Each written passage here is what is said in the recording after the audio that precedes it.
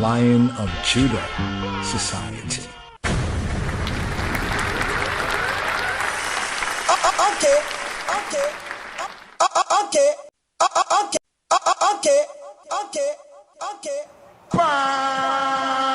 Can. Yes. Shalom, Chaverim, shalom. Yes, greetings. This is Yadon right here. Yes, brothers and sisters. Yes. Good evening, Erev Tov, wherever it's still evening time, or if you're hearing this in the evening time, Erev Tov. If it's nighttime here in the, what they call the nighttime, Lila Tov. And for those in the day, the break of day, rising of the lights, Boker Tov. So right here. Greetings. Shalom, Chaverim. Yes. So we're checking out Zion Lex's rebuttal to Shar Ahraya. I don't even go through that, man. Ahraya. Yeah. It was talking about exactly, why I said I don't want to go through right there because Zion Lex, heal up, brother. Toda Rabba. Nasi Abdiel Ben Levi. Yeah, man. What a great breakdown and a build, and also within the Ruach, within the spirit of truly being, an Israelite, being of the Beta Israel, the B'nai Yisrael, the Hebrew, we once lost, now found. Peoples here and these here, Americas, Caribbean, and to the four corners of the earthly plane. We was going to jump on. Somebody thought we was going to jump on, but actually was preparing, for the podcast. Had gone through a little extraction, just to share this right here, a little tooth extraction. Yeah, and so was trying not to, what they say, don't over speak, and the old timers say, you don't get no ear. They say like avoid the ear, especially like some people even say, auntie, said to me, my auntie, she said to me, and hail up to the Geechee, the Gullah people, just a little bit of cracked teeth, cracked teeth. What's cracked teeth? Cracked teeth is a Geechee Gullah way of saying speak. Also heal up, to some from the One West, ISUPK, to I and I brother who, we had that reasoning, heal up Lawrence Davis as well, Captain Azania, Captain of 10,000. Hopefully I'm saying that correct, as well, your designation right there. Also hail up to Zion War Child. Brother, yes, Lone Wolf and Lion Cub.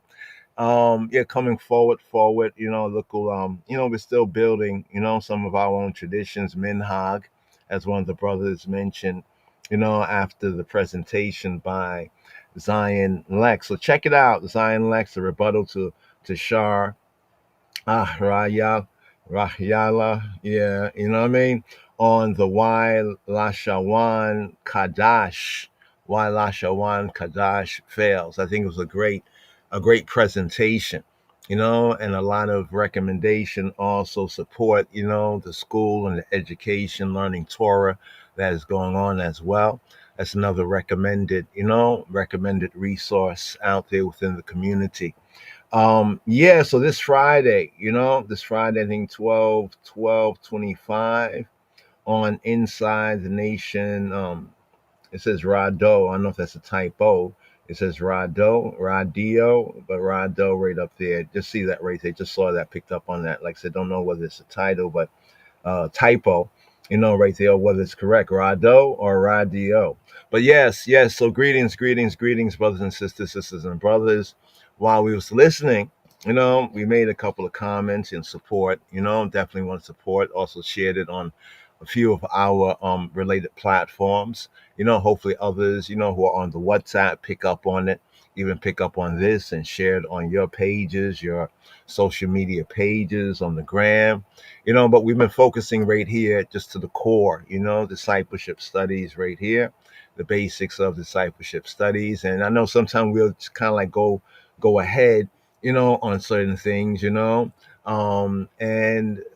we got to kind of reel it in so that all ones and ones, we can, water reaches its own level. So yeah, so we had this little extraction, and we was told, like, just keep your mouth closed, and what I mean, don't get no cold air, so that you can heal up, what I mean. But as the Geechee Gullah, what people say, we say crack teeth, crack teeth. I know it sounds like crack teeth, and that's what kind of happened to us. No doubt, maybe it happened to you. Hopefully, it doesn't, and it hasn't. But if it has, then you definitely know, what we mean. Nah, I mean, nah, I mean, naaman, naaman, naaman in Hebrew means, like, we believe, or it's like to say also faithful. Naaman, something's faithful, and therefore, he who experience it, you definitely know it for yourself. So, yeah, crack teeth in the Geechee Gullah means like to speak. I think it's so interesting, just words, dialects, even getting into the Hebrew. This is why I think that it was a great presentation.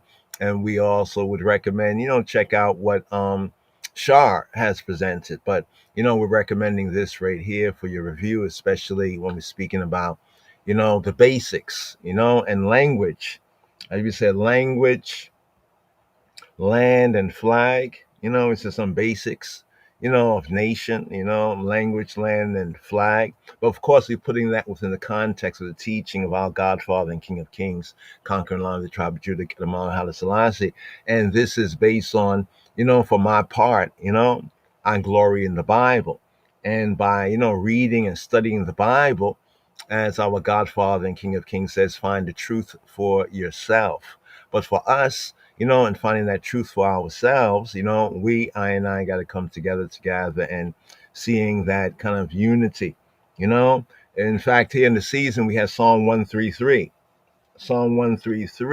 and also Psalm 134, which are the last two of the Shir HaMa'alot, the last two of what's called the Ascension, the Ascension Psalms, the Psalms of the Ma'alot. Ma in Hebrew, what kind, what, generally speaking. Allah. Not Allah, but Allah, to go up, to ascend. So like what goes up, what ascends, and then we speak about the Aliyah, within the kind of core sense of going up to read within the gathering. And also we have the Aliyot, in the sense, in the context of the ascents. So it both has a literal, kind of sense, the earthly type. We use this kind of expression. And then also has what one might call the heavenly type, or rather the outer type, and then the inner type, or the figurative, in the figure of speech. So we have like the Ola, the offerings, that go up. How do they go up? Well, the transmutation from this plane, like for example, take an offering, you put it on the fire, what I mean, and it transmute when it gets burnt, the smoke, it rises, it ascends. That's a sense of the word Allah, Allah, Allah, Allah. Now it really doesn't have anything to do with Allah, in the sense of the God of the Mohammedans. But that's a whole other, kind of reasonment right there.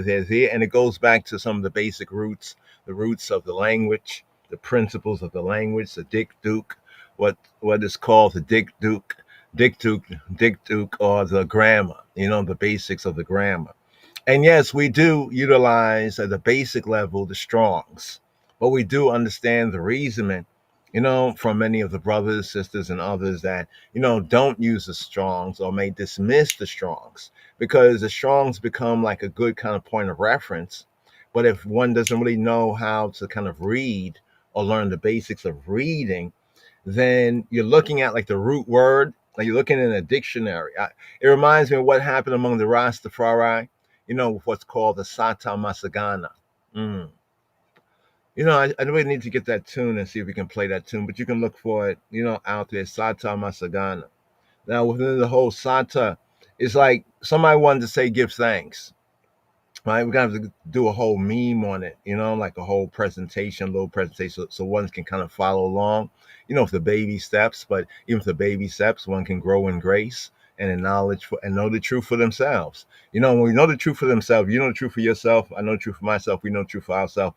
And our core reference is Torah is the scripture, right? For my part, I glory in the Bible, getting to the roots and the truth that we know for ourselves is very much similar or the same, then we really know the truth for ourselves. You know what I'm saying? Because we know it for ourselves. It's not a make believe.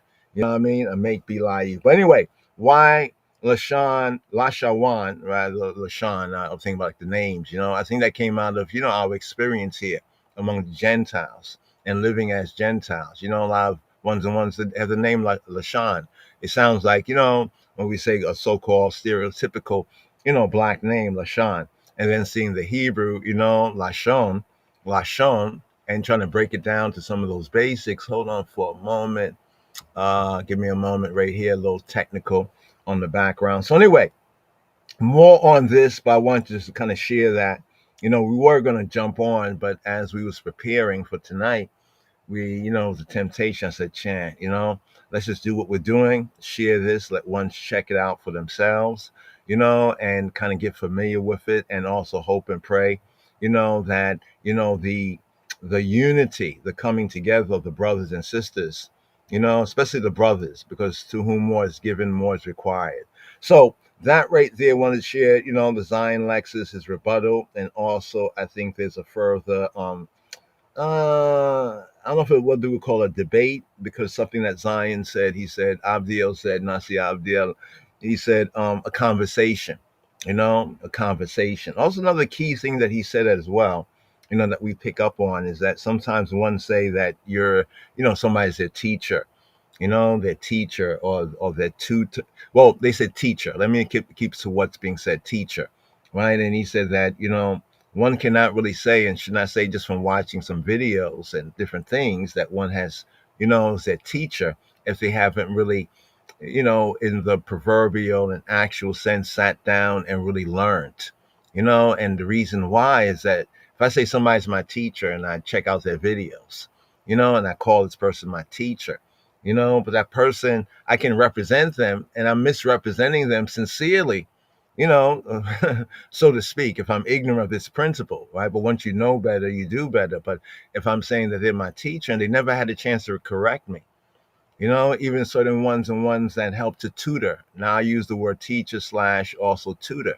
Ones have tutored me, right? I've learned certain things. I am an autodidact. Many of y'all are probably no doubt also. I think we all have the potential. Like even Malcolm X, he was an autodidact. Auto from the Koine Greek means like kind of self, auto, like automobile or self-mobile, self-moving in that sense. Didact, didascalia. Didache in the Koine Greek, didache means teaching. So when we say like Torah, in a sense, it's like the teaching instruction. So one can be self-taught or rather self-learned. And then that reminds me of another Geechee Gullah. That's my, some of my people there. Part of my people there over here in this diaspora, the Geechee Gullah, when they say crack teeth. Hail up Trelawney, Sister Trelawney, that book, I think that presentation you have out there, on crack teeth. In fact, let me just share a little more of this, because this is important, because this is all part of our culture. Because what I'm about to say, I'm prefacing all of what I'm saying here in order to say this, that instead of saying that somebody like, okay, this person is my teacher, right? I remember hearing some of the old timers say that you learned me something, right? You learned me something. You ever hear that before? You learned me something, right? So many ones can say, even if we haven't sat down and really, studied together or received any tutoring or instructions directly, I may have learned you something, right? That means in a sense that you autodidactically, you kind of taught it to yourself, right? But I presented teaching, right, that you was able to learn. So there's this old saying, Right, old saying that you learn me something. I never really understood it growing up. I would hear certain ones and ones from country, saying like you learn me something. You learn me something. Or you trying to learn me something? You trying to learn me something? In other words, notice the language. But this is very kind of Hebraic too, when we start to really break down certain things according to the grammar from the Hebrew. You learn me something. You know what I mean? It's almost like reflexive, in a sense, on a level, you know what I mean? But almost like you have caused yourself to comprehend something, So there's nothing wrong with being an autodidact. But sometimes when we say, one is my teacher, my teacher, my teacher, they may be a teacher, but you have learned certain things from them. It's not as though you have taught them. So by saying that, you may go across and, yeah, so and so is my teacher. And then the person hear you and say, no, that's not how it was, because you might have learned certain things, but may have learned certain things imperfectly or not correctly. Now you're applying that this person is your teacher and has taught you. And it's bearing false witness. To keep it to Torah, it's a way of bearing false witness. Like say so and so is my teacher. You know what I mean? But I never even met them, or never even communicate to them, or maybe what I think I've learned. I say, I've learned something from you and you've taught me. Like somebody said that to me, and I said, okay, what have you learned from me? And what have I taught you? And as I listen, it could be that they actually have picked up on it perfectly. But even if they picked up on it perfectly, and as a teacher or tutor, I've taught it, they still have learned it for themselves. So there's nothing wrong with being an autodidact. Malcolm X and some of our greatest, people, men, males, and females, even past and even present, and many of you all, had to learn certain things for yourself. But there's a point sometimes when you sit down with the one that you call your teacher, or teachers or tutors, even of that great teacher, and they can correct you on something. And how do you take that correction or point out some things to you that, in spite of your learning, right, you may have missed? Iron sharpen iron, right? Iron sharpen iron. But right here, going to get into this. So this is the cracked teeth, right here. This I think, yeah, it might be past. Yeah, this is just a couple of years ago, but this is just some of the peoples right here, the Gullah, the Geechee, and as we've done with some of the Hebrew, we see potential, possible linguistic, kind of convergence or correspondence right here. So, so when we use this expression, one can understand crack teeth, even though it sounds like crack teeth, like when teeth crack, right? But it's a Geechee word that means to speak, right? Crack teeth, right? So this here, we hail up Trelawney Michelle, a Savannah native, has brought this term to life with her book, Crack Teeth, right? Crack teeth right here.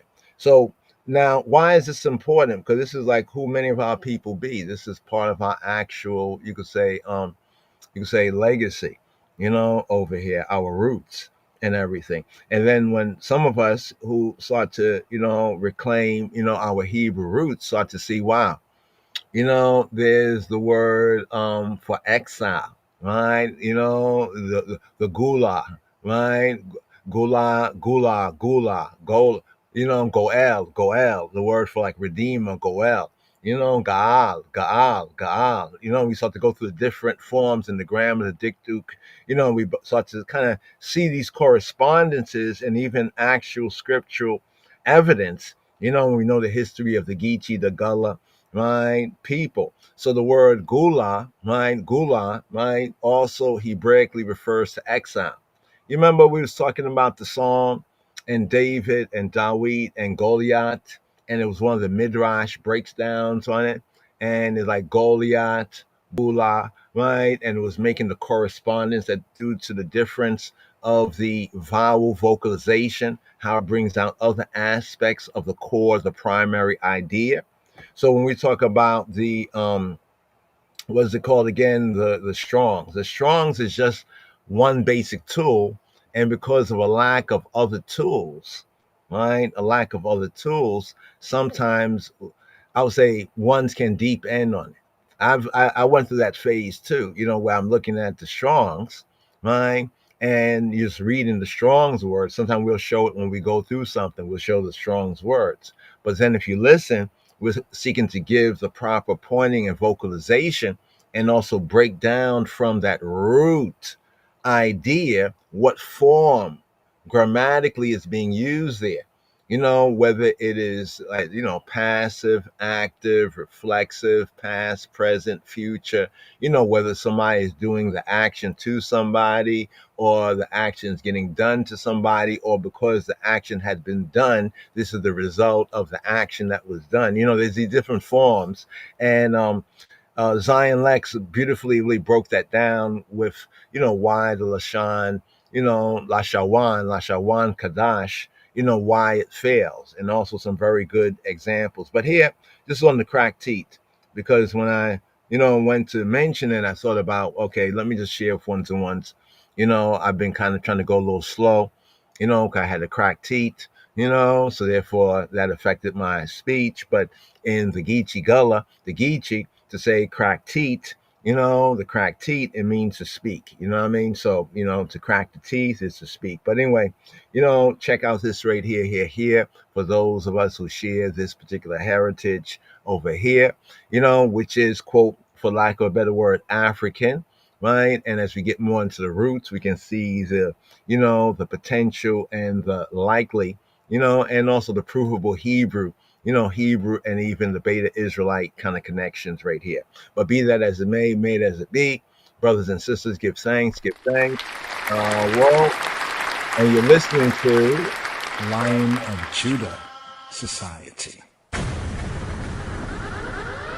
So here's where we are at, right? Actually, the third day Aliyah right here for this Torah reading and feeding. And one of the main themes is Joseph's coat. So in the previous, the RMM, what we used to call Rastafari Ministry Mondays, the Monday podcast, we went over that, kind of updated a little bit about Joseph. Was Joseph the Ish? It's kind of, like I said, I go ahead of myself a little bit. We broke down the Ish, right? Ishi, husband connection, even a little bit, touch a little bit on the Baal confusion, right? Where ones will just think of it only in one form of the expression, based on some of the translation and based on what ones have been able to discern, from a plain read of the KJV. So we went over that podcast right there and kind of updated the title, even with the Psalm. We had Psalm 74, a national lamentation, and in our, you know, um, address to it, we kind of we didn't go through a full, as we would do verse by verse, but kind of went zoomed in on a couple of verses. Oh yeah, we talked about the Leviathan, the connection of the Leviathan or Leviathan, even with the Chazon, Yohanan, or with Revelation, and the whole seven-headed monster, the beast. But then we broke that down, how that's really referring to, the present Anglo-American, Greco-Roman, from ancient times to the modern times, Anglo-American system of things, and how and why we are in the end times, of what's called the times of the Gentiles, right? A biblical scriptural expression, the times of the Gentiles, and a little bit on the geopolitical ramifications. Also, hail up to the mighty Hebrew, as well. He was on the podcast. Two ones and ones that was on that podcast.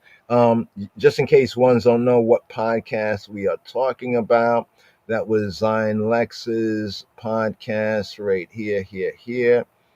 Do we still have that open? Hold on for a moment. Chan. Where is the still? Excuse me, we're doing a lot right here, but we just want to share that, just give thanks, because it's still in our mind, it's still in our medi, right? And we said, Lord, let's just address that right at the gate. And we also share that with, I think, our WhatsApp, with the WhatsApp group, the WhatsApp community right there, the small community on WhatsApp as well. Okay, I don't know where I put that right there for right now. It might be over. Chant. Okay. Just want to show you again so you can. Okay, here it goes right here. Well, this is one thing we had grabbed, I think this morning or the previous morning right here, right? But we had caught a video that he just posted. I guess it is a response to a response, where Zion Lex, is breaking down why Lashawan Kadash, why it fails, or what's called Lashawan Kadash. And if you remember in some of the previous DSRs, we refer to as baby Hebrew. And nothing wrong with baby Hebrew, but it says to grow in grace and in knowledge. Right? Right. So this is what's coming up right here. We grab this, share this post, we post it, tag everyone, as well as share this right here. Once we check this now, also in the future, so that they can also check this, So we have to kind of support one another. And it's just so interesting here in the season with the Royal Order of the Ethiopian Hebrew Psalm that we had from the previous Torah reading and feeding, the 8th, Wayyeshlach, coming over into the first day of this new Shavua here at the 9th for Wayyesheb, or some say Vayyesheb. So here this is on boom boom boom. Okay, right, Friday night around 8:30. They're going live and direct right there. This is it. Okay, so it is radio. I think it is a little typo right there, right? But that does happen. You know what I mean? But just pointing it out in case, there's time to correct it, or just, be on, be on the FYI. Yes, right? Be there. So right there, this is what we're speaking about right there. So ones get to know right there. And also, hold on for a moment. Well, let me just show you, okay, right here. Let me see if we have our brother. Let's see. Zion War Child. Okay, Zion War Child. These are some screenshots that we did right here. The screenshots right there. I'm trying to find his. He has also debate coming forward as well, right? And we'd like to share that. We also share that on the platform, but would like to make a little mention here before we go forward. Ones who have supported the platform, and also I, even personally, like to also support, what they're doing as well. And let's see. Where, okay, here, okay, yeah, we see the other one right there.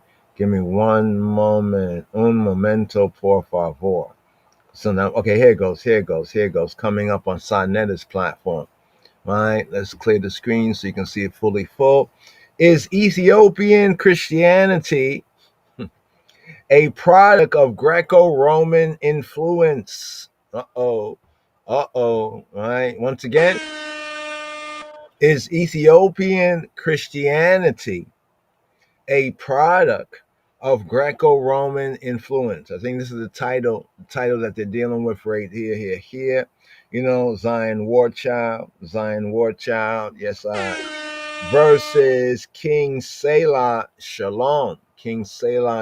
I think that's the brother deals with the WASPy Bible, but King Selah Shalom. Right there. So this is something very interesting. I think this is coming up. Is this coming up Friday as well? Is it coming up? So there's a lot going on Friday.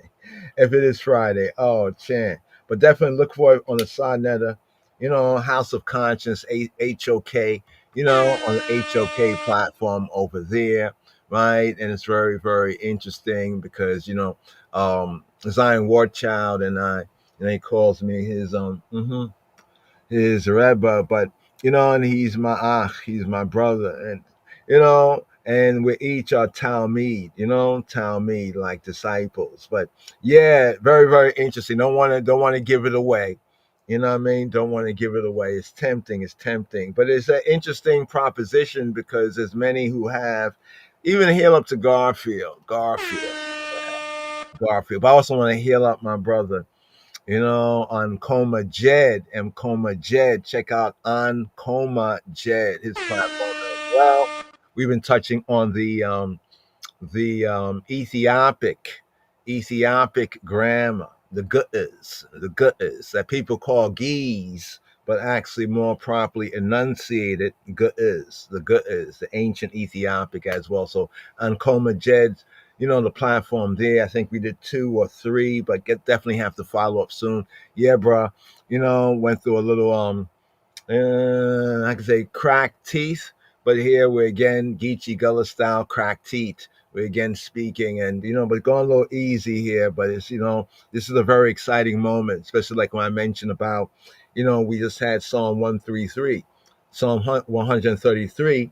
According to the royal order of the Ethiopian Hebrews, the Beta Israelites of Ethiopia, in the true church, in the professing church, as well. We went through Psalm 133 and Psalm 133.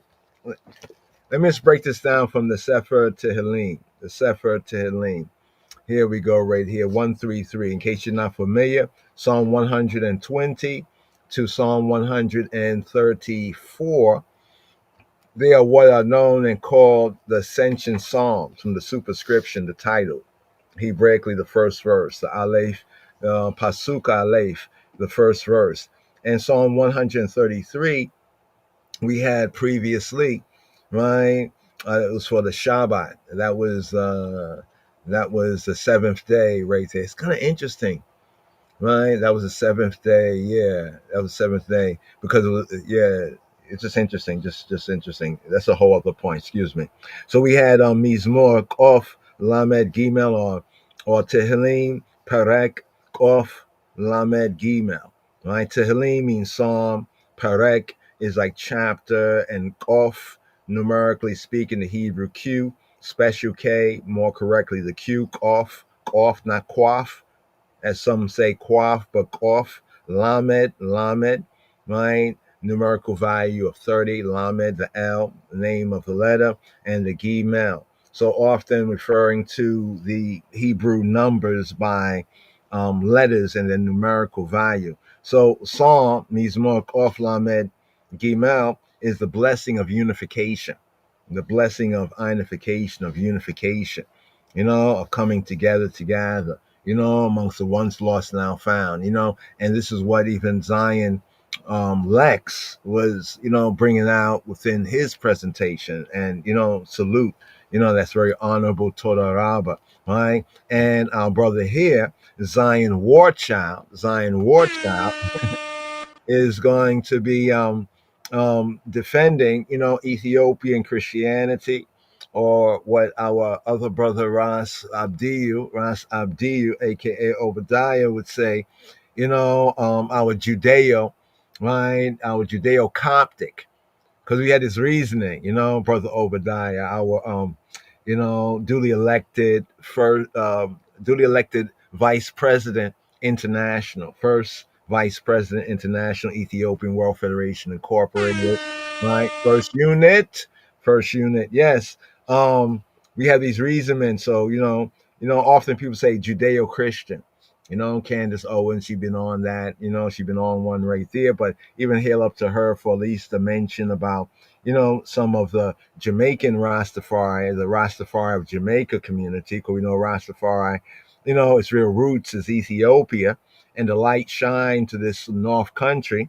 That's where the first Rasta, who the one who's called the first Rasta, that's abbreviation Rastafari. So, don't be offended. It just kind of tells us we're speaking about the Jamaican Rasta, the Rastafari community of Jamaica. That is our brother Leonard Percival Howell, also known by his Noom the Plume, or his moniker Gangangaru Marach.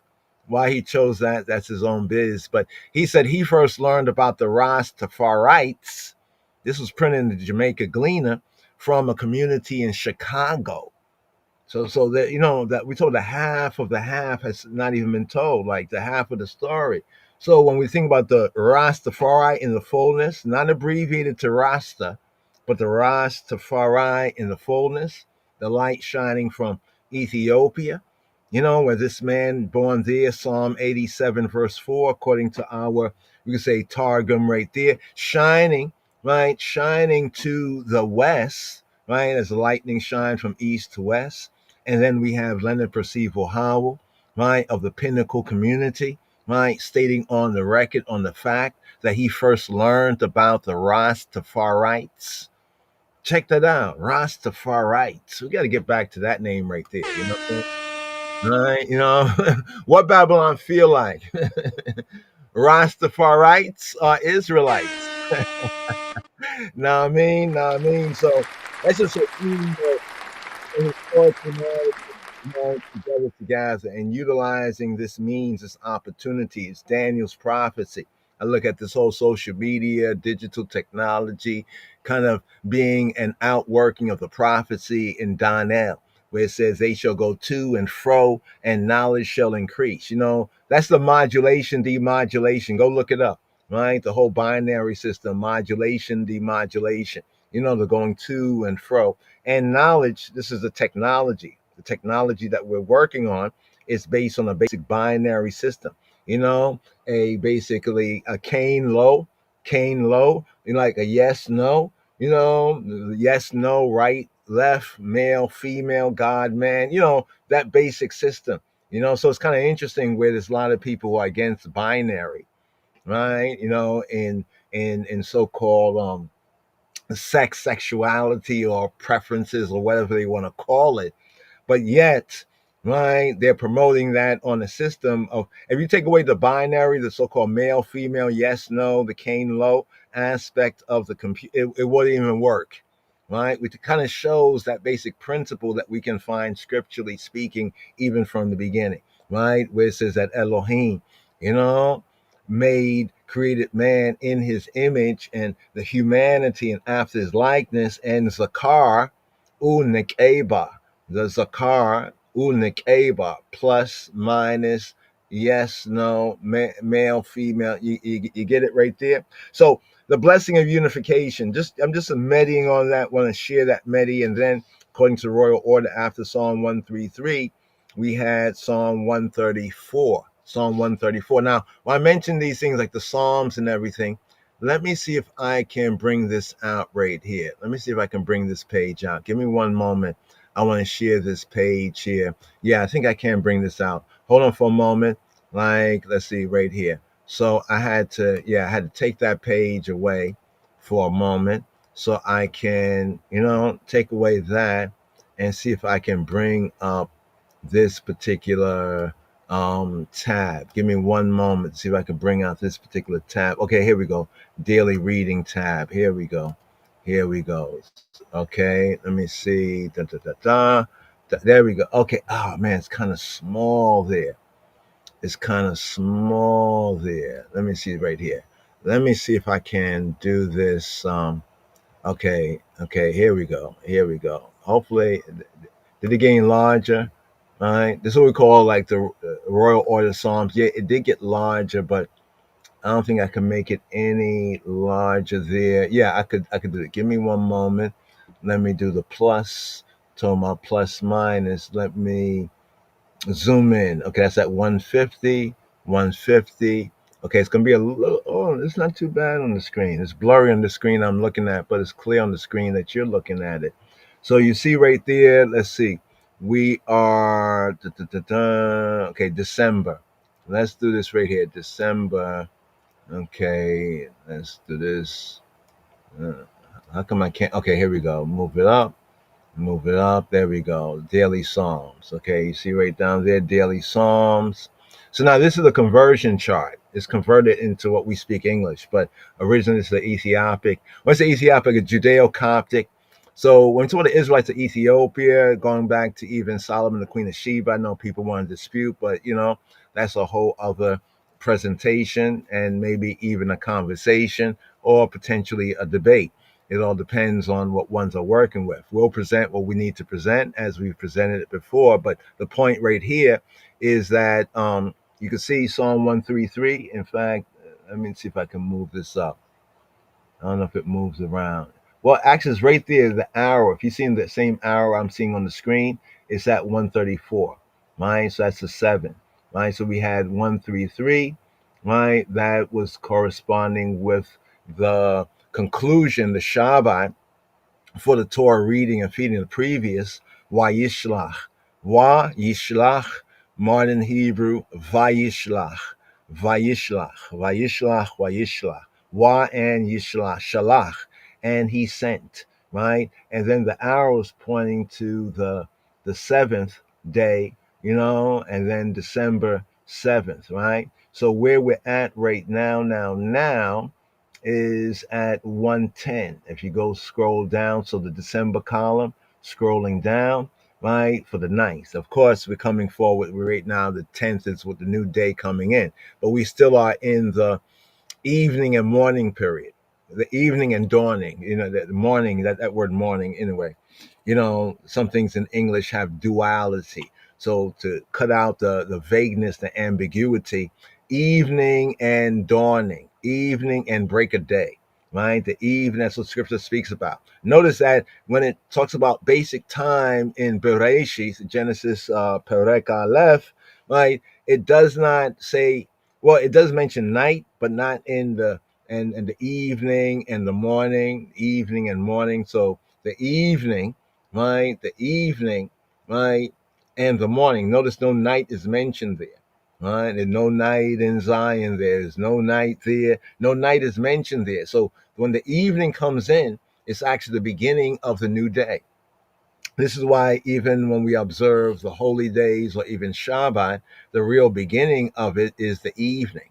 So after the daylight goes, after, the visible, we could say orb of the sun and the light, right, goes over the western horizon, right? When we get in that time of evening time, then that means that the day preceding has already fulfilled. So we're just reflecting on the previous day when we have our podcast, because the time that we often podcast, just to make that FYI right there. But here we have Psalm 74 was the previous, right? We had Psalm 74 the previous, and now we are at 110. Now Psalm 74, which is the previous day, you'll see that we updated the title, like why Joseph was Haish, right, and not Ish, right, or Jewish. Wanted to point that out right there. That's just one of the topics, but that was a lead intro that connected with this Torah reading and feeding. Now here we're at 110. 110 is also, as ones would say, a mad interesting psalm. Right? Psalm 110 is a mad interesting psalm as well. Because yeah, the Lord said to my Lord, you see the confusion there, right? They say, well, one is capital Lord and one is lowercase. Going to touch on that. Some see that as a messianic psalm, right? It also has its point of reference in the Brit Hadasha, what is known as the New Testament. So anyway, this is the royal order of the Ethiopian Hebrews, what we call like our Davidic worship or the daily psalms. Let's scroll over here. I want to show you something else too. Now, this we had recovered from Ethiopian Israelite resources, Judeo Coptic, Ethiopian, the Israelites of Ethiopia. Okay, hold on for a moment. Something just happened right here. I clicked, give me one moment. Sometimes these windows, here we go. So now, okay, something's playing. It's nonsense. Give me one moment, y'all. Crazy. Stop. Okay. Stop. I had to stop this garbage. No, what happens sometimes there'd be background windows if you have other windows open, and then they want to try to charge us for a commercial. Anyway, you see the evening psalms? Here's what's interesting. You know how Ethiopia, there are those Israelites and Judaic and Hebraic, peoples or tribes, because they families, not all of the Ethiopians, right, are, we could say, Judeo, Judahite, Israelite, but amongst them, when we talk about the royal order, right? That's a whole conversation in itself. But some would dismiss the Ethiopia's claims from Solomon, Shlomo HaMelech ben David, right? Ben David, to even New Testament or, AD time claims as well. But one thing is very interesting is that, okay, anybody can say my descendant, I'm a descendant of whoever. You can say that, and we can believe that for many generations and everything, right? But then when you start to study, right? Okay, what do they believe? What do people believe, and how do they do what they do? For example, you see where it says Sunday, Monday, Tuesday, Wednesday, Thursday, Friday, Saturday. Right, this is old. This has to be updated. At least the links. Our link is lojs.org and the Rastafari Foundation, that there, due to some, social media thing, we don't really have that fully, but we're in the process of reclaiming that. But everything is basically lojs.org, just to update you on that. But focusing on what's above that. So Sunday is the first day of the week, and Monday is the second day, and Tuesday is the third day, Wednesday is the fourth day, Thursday is the fifth, Friday is the sixth, and of course on the Sabbath, the seventh day of the Shabbat. Just want to point that out right there. Now, here's what's interesting, that according to other Hebraic and Judaic traditions, these are the Psalms that were chanted by the Kohanim and the Levim, by the priests and the Levites, in the temple of Jerusalem, aka Jerusalem, up to 70 AD, when you should know, and history records, and biblically as well, the temple of Jerusalem was destroyed. One might say the second, or some might say the third. That's a whole other reasoning, but the second, right, second/third temple was destroyed. And the Romans, what happened in 70 AD, the destruction of the temple. Many were killed, many fled. Some had fled before southward, even to places like Yemen, right, where there were, we could say, Israelite Benjamite communities, and others linked up with other communities across the Yam Suf, or what's called the Eterabahir, aka the Red Sea, to link up with other communities in what is called the Horn of Africa, right? Just to understand, the region. This is not looking at maps. But the point I'm seeking to make right here is that, when we got this, and was able to recover this, decades ago, and we started to actually practice, okay, these are the evening Psalms are in the evening, and then these are the daily Psalms, right? It really helped our comprehension a lot as a regular practice. So for ones and ones that may be very busy and not that disciplined and want like a basic step, I would say, well, understanding, the evening Psalms or the regular standing Psalms, and then the daily Psalms, and utilizing this chart or chart like it, right, according to the Royal Order of the Ethiopian Hebrews, you will begin to, it kind of, it's a discipline. It's a basic discipline. The Psalms were used by, teachers of Torah, what they call rabbis or rabbans, even rabbone, you know, um, you know, even Robenu Yeshua HaMoshiach, our rabbi, who we call the rabbis, but be it as it may, Psalms were used. We can point to this throughout, in the scriptures, even in the New Testament, and even amongst Yeshua himself.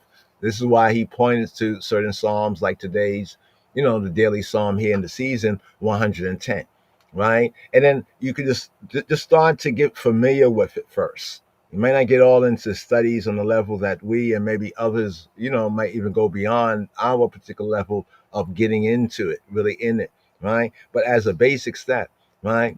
Um, I just want to share that for, ones and ones. How can they start out? I'll say the daily Psalms are very good. A good meditation. You'll find words of power, right? Words of power, for your soul, for your spirit, also to help to direct even in this 5 cycle world, and also to prosper you and the works of your hands, and for your guidance and your protection as well. In the way, of course, in the way, the truth and the life of the King of Kings Christ, Yeshua HaMashiach. Amen. Amen. But here, the first day, second day, third day.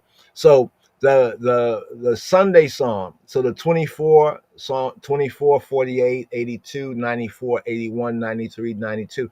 I didn't know it at first, right? But as we got into some Judaic studies, Hebraic studies, and started to go deep in that, we started to find various points of evidence that pointed to the fact that, from all the evidence, that these were the Psalms that were recited within the temple when the temple still stood, and therefore faithful Torah observant, Yehudim and Bnei Yisrael also continued, right, the practice of those evening psalms. So like Sunday, what they call Sunday, the first day of the week, Psalm 24, 48, 82, 94, 81, 93, and of course for the Shabbat day is Psalm 92.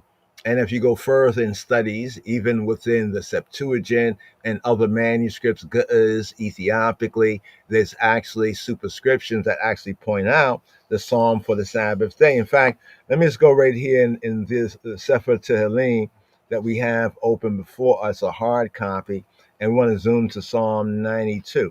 Psalm 92 means more Tzadei Beit. Tzadei Beit, Psalm XCII, a psalm, a song for the Shabbat day. It actually says it. It actually says it. If you go and look, it actually says Mizmor Shir Leyom HaShabbat. Mizmor Shir Leyom HaShabbat. Right? Mizmor, a psalm, a chant, as I Rastafari would say, Isis. Shir, a song. A psalm is a psalm, it's a chant, it's a mizmor, and it's a shir. It's a song. Liyom, right? Liyom for the yom, for the day of the Shabbat. So it actually tells us right there, right? It's a Sabbath hymn, right? So how interesting is this? So what we're saying is that there's a lot of points of evidence. You know what I mean? A lot of points of evidence. Like if something is like coincidental, right? Okay, that this one evidence, Saturday Psalm 92, pointing to the fact that it says a psalm for the Sabbath day, that could be considered coincidental. Those two things. But then if I find other points as well that show and prove the same point, then that is beyond coincidence. Right? This is what justifies it as fact. Just want to point it out, right? Just right there, right? So there's more on that we do go through right there. But then when we find out that chant, these are the same psalms that was go all the way back to the second temple, the temple of Jerusalem during the time of Moshiach and during the time of Notzrim, the true Nazarenes, the true followers of HaMoshiach.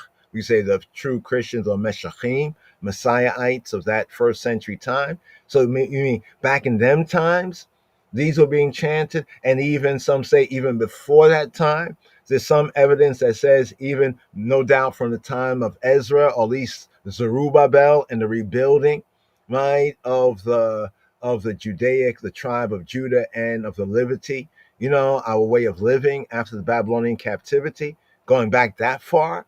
And therefore, where did I recover this?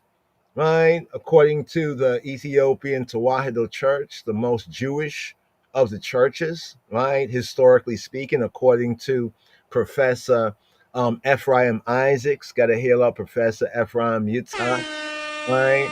Our Ethiopian scholar. He's also a Yemenite Yehudi as well. It has a lot of books, research out there that we need to also point to reference of. So anyway, not to prolong this, I just want to point that out, the evening psalms. So how the evening psalms, according to the Israelites of Ethiopia, and even the Orthodox Tewahedo Church witness, right, points to these same psalms in the same order as was in the Temple of Jerusalem from the latest point of historical time, 70 AD, but also pointed to it being in practice from earlier than that.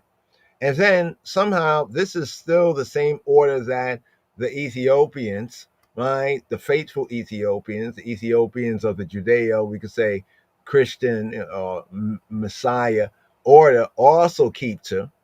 Then it's like, man, this backs up when he talk about Solomon, the Queen of Sheba, when the King of Kings, the chosen one, the elect, the anointed, Haile Selassie the first, also speaks about from he says we first received the scripture in the Old Testament times, right? The Old Testament, the Hebrew scriptures, that we say the Old Testament, the Brit HaYashana, and then we receive the Brit Hadasha, the Adis Galakidan in New Testament times. You know, it just starts to make sense, like, wow. Because otherwise, people can claim, I can claim being from whoever, Shaka Zulu, right?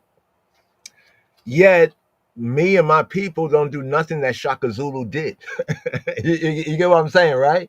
Right? We just got the name, right? You know, the name and the outer stuff, but the real inner work is not there, right? Maybe I am from Shaka Zulu, but I'm not culturally of Shaka Zulu, and there's no really ancient connection. That's what I'm trying to say. I'm trying to say that even within the Ethiopian or the Judeo-Coptic, Judeo-Christian, you know, the Israelite Ethiopians, the Israelite related Ethiopia. I gotta say it like that. I gotta say it like that because there are 80 different tribes in Ethiopia. But notice this, that historically, right, for some say over 3,000 years, but at least over 1,500 plus years has been ruled by one particular tribe in the tribe of Judah. I know it's not a politically today there's a lot of tribalism and conflict going on in the nation state Ethiopia, but they got to repent, what they did against the anointed Messiah, the King of Kings. You know what I mean? So that's something they got to work out. Right? They got to work that out right there. Like we got to work this out right here. Anyway, just want to show you this right here, the daily Psalms, and this is also available on LOJS as well. So those links there, right? Those are links that, like, when we say, well, I can prove that we once lost now found here in America are Israelites, right? Or at least are Hebrew, very much related. That our mindset is like the mindset of the people in the Torah, in the scriptures, in the Old Testament, by how we speak and how we articulate our ideas. That's why I have brought up on the screen the whole thing about cracked teeth. The cracked teeth, the Geechee Gullah, right? Because we started to get into the Hebrew, we started to notice these correspondences right here. So anyway, I'm gonna pull this right here. I'm gonna pull this right here, but I just want to show this as an example right here. There we go, right there. Give me one moment.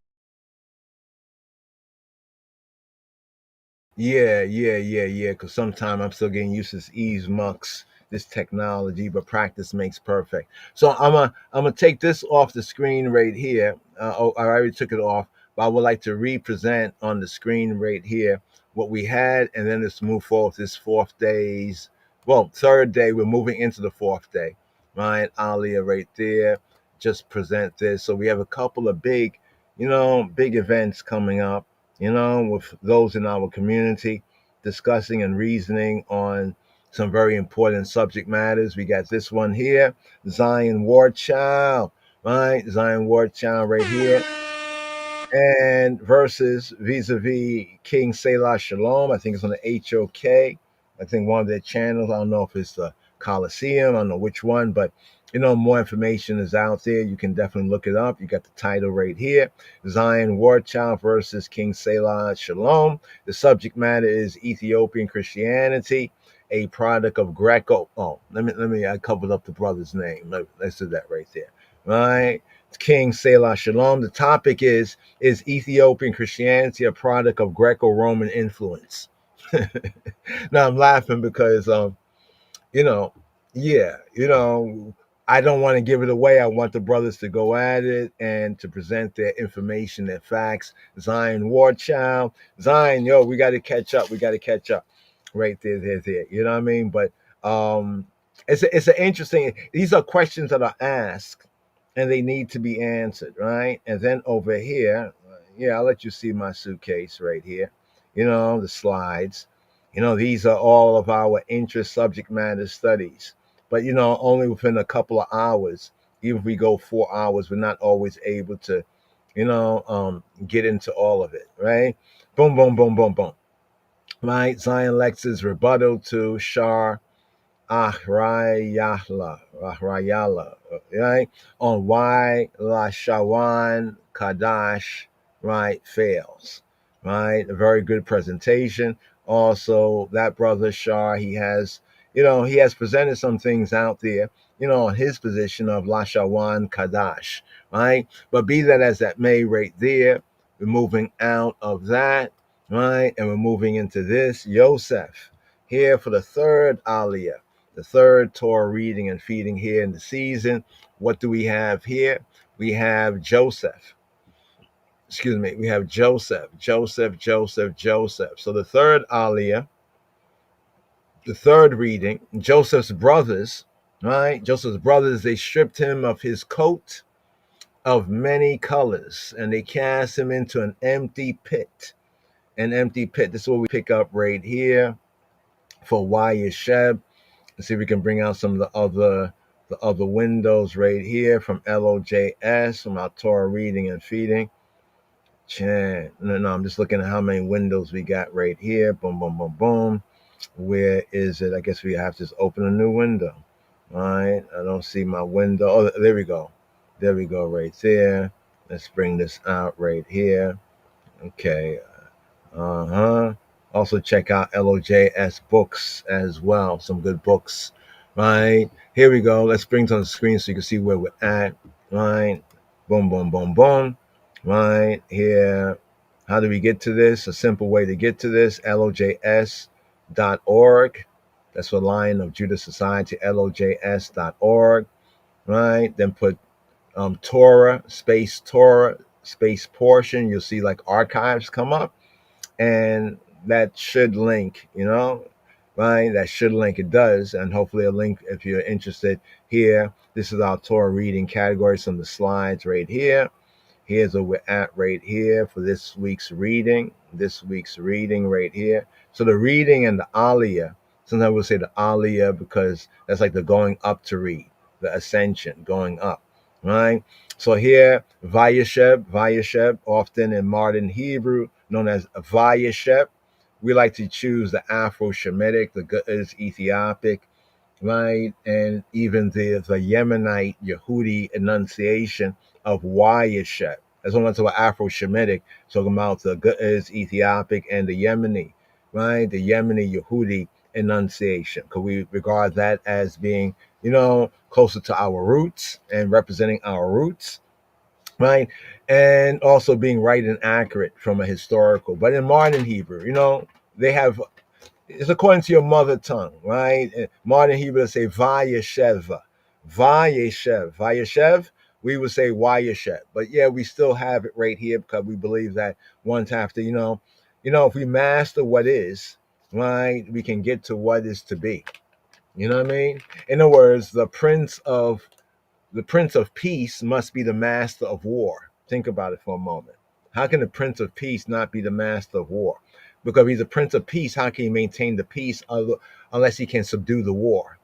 Right? You know what I mean? So if we don't understand what is, right, how can we get to what is to be? Okay. Anyway, so this week's portion, number 9, right here. Let's zoom this in so you can see this full, right? To know where we're at right here, right? This is what we call our RSS, right? So an hour order Rastafari sabbatical study, but this is the Torah portion, number 9. Wayyesheb. You can see there has a V in the beginning, a V at the end, right? So they'll say Wayyeshev. But when we look at it, Afro-Shemitically, it's Wayyesheb. Wayyesheb. Wa and Yesheb. And literally he sat, but the context of it, according to the Duke, the grammar, is and he sat in a sense of, and he was like seated up. Like we say, like even in some of the patois, to be seated up. Come make I and I be seated up, right? Like to dwell, right? To dwell together, right? It reminds me of Psalm 133. Once again, to Psalm 133. That's what's missing here in this Torah reading and feeding with the Israelites at the very root. So the brothers, the fellow Talmudim, the fellow, Chabarim, that we was preaching, basically proclaiming that, okay, the blessing of unification.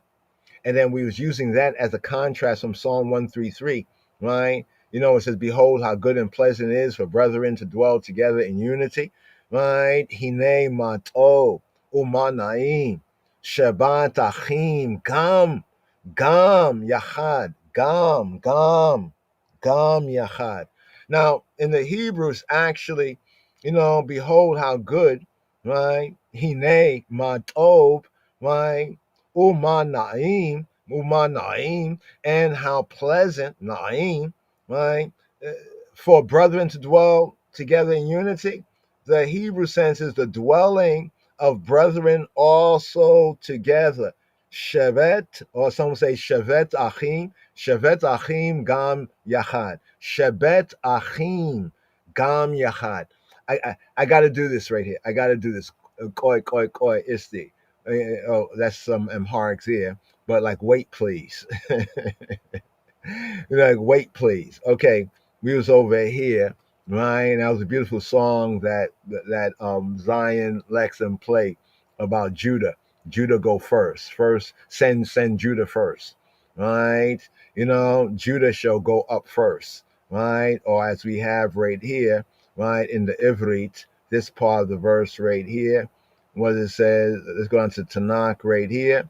Boom, boom, boom. It says, Wayomer, Vayomer, and he said, Wayomer Yahweh, and Yahweh Jehovah said, Yehuda, Ba Techila, Yehuda Ba Techila, Yehuda will go up first. Judah first. Remind me of something that the careless Ethiopians did in the rebellion against the conquering line of the tribe of Judah. They started to talk about Ethiopia tick them, which is not bad if the king is at the, you know what I mean? You keep Moshiach first, but they say Ethiopia tick them. So we started to say Ethiopia tick them, which means she go first in them hard, tick them, right? Kedem, Kadam, right? Yehuda yik them. Yehuda yik them. But right here it says Ba Techila. So what's the Techila? Techila first, the beginning. But this is different than in the beginning, Bereshis. This is Ba Techila, right? The first time. But here, this is what we want to get to right here. It's actually Psalm, the Psalm that we don't want to go into that so much here, but do want to point to it as a point of reference so that anyone who's seeking to learn themselves, right? Or learn, know for themselves, they will be able to, okay, here we go. This is it, right? Let's put it on light right here. A Song of Degrees of David, Psalm 133, Kof Lamed Gimel, right? Behold how good and pleasant it is, the KJV, for brethren to dwell together in unity, right? And let's look at the note right there. Even together. There we go. Gam Yachad. Gam also means also. Also. Gam Yachad. Gam Yachad. Yachad as one. Unitedly, right? Gam Yachad. Like you say Echad, one, right? Yachad, right? United. Yeah? So here. Let me show you this right here. So now I'm gonna use a simple Strongs. Now a lot of people putting down Strongs, but actually they need to really put up the Dick Duke, like what Zion Lex was saying. Learn the grammar, learn the basics of grammar, right? Because Strongs is just like a kind of a simple dictionary. Genesius that Strong's drew from, and give thanks Zion Lex for pointing that out. Got to get that dictionary right there. Got some of his other works, but that's a good dictionary. I mean, talking about the Hebrew Gesenius, right? Lexicon. But be that as it may, right? I'm using this word. So I'm gonna first use Strong's for the simple text, like baby steps from KJV, right? But also having a basic knowledge of the Dick Duke of the grammar. So when it says here, okay, reading the full verse, I'm gonna read the Hebrew, right? And you can't do that with Strong's in the proper sense, right? But Hine Matob Umana'im, Shevet Achim Gam Yachad, right? So Hine Matob. Notice when you use Strong, you only get the word Tob, right? And it's in the proper form. Uma, but they don't have the word how. It's not really how, it's what. Like what good, but the sense of how good, what good. Hine doesn't have the word behold. Notice there's no Strong's word for behold. The hine is not there, right? How pleasant, right? It is for who? For brethren, right? For brethren. In the Hebrew here, it says Shebet Achim. Shebet Achim. Achim. Some say Achim, but Ach. Ach. These are our ancient sounds. We need to, because the English is very flat, because it's their language, not ours. Ach. Achim. Achim is brothers. So you see, when you go to Strong's, they only give you ach, the basic word, not in the dikduk, not in the form of speech in the verse, just the base word. Right? Now, some off the base word, they've been trying to like present mastery or other levels, but they haven't really studied those things. And that's what Brother Zion Lex, Nasi Abdiel, was bringing out. But it says, even the order of words in Hebrew is Shebet Achim, is Shevet, is this word. Now, when you look at this word, you only have it in this form of the base, the Kal of Yashab. You don't have Shevet. Now, some looking at Shebet, the basic letters, might confuse that with Shabbat. You see what I'm saying? Know what I mean? Right? So the letters look the same, but not the same word. So Shebet, right, is in the sense of literally, right, directly, the dwelling of brethren. Shebet Achim, the dwelling of brethren, to dwell, to have one's abode, right? Shebet Achim, right? The Shebet Achim, the dwelling of the sitting together, but in the context of the dwelling together of brethren, right? Then it says this. It says, now you see the word together? That's a false translation, KJV. The word is yachad, which means united. It can mean together in the secondary sense, but in the primary sense, noun, masculine, we're talking about achim, talking about brothers, yeah, united in unison, right? As an adverb, right? Together, all together. So one translation can be the dwelling of brethren also together, but we prefer the dwelling of brethren united in unitedness, unitedly as a unit. You know, first unit, right? As a unit together. Now they bring this out, they say even together. Okay, that's one form of it. You can say that, but unity, right, is the expected and the accepted goal. And what is advocated is not concord like on every, you know, like we're all clones or something, but it's cohabitation. It's dwelling together, right? It's dwelling together, right? It's even like being seated up together. Like the Rasta man would say, come, come, come, make I and I be seated up together. That in basic principle with the word shebet from this right here, right? Let's go over here. This is the second level right here. This is the next level. That's the basic level right there.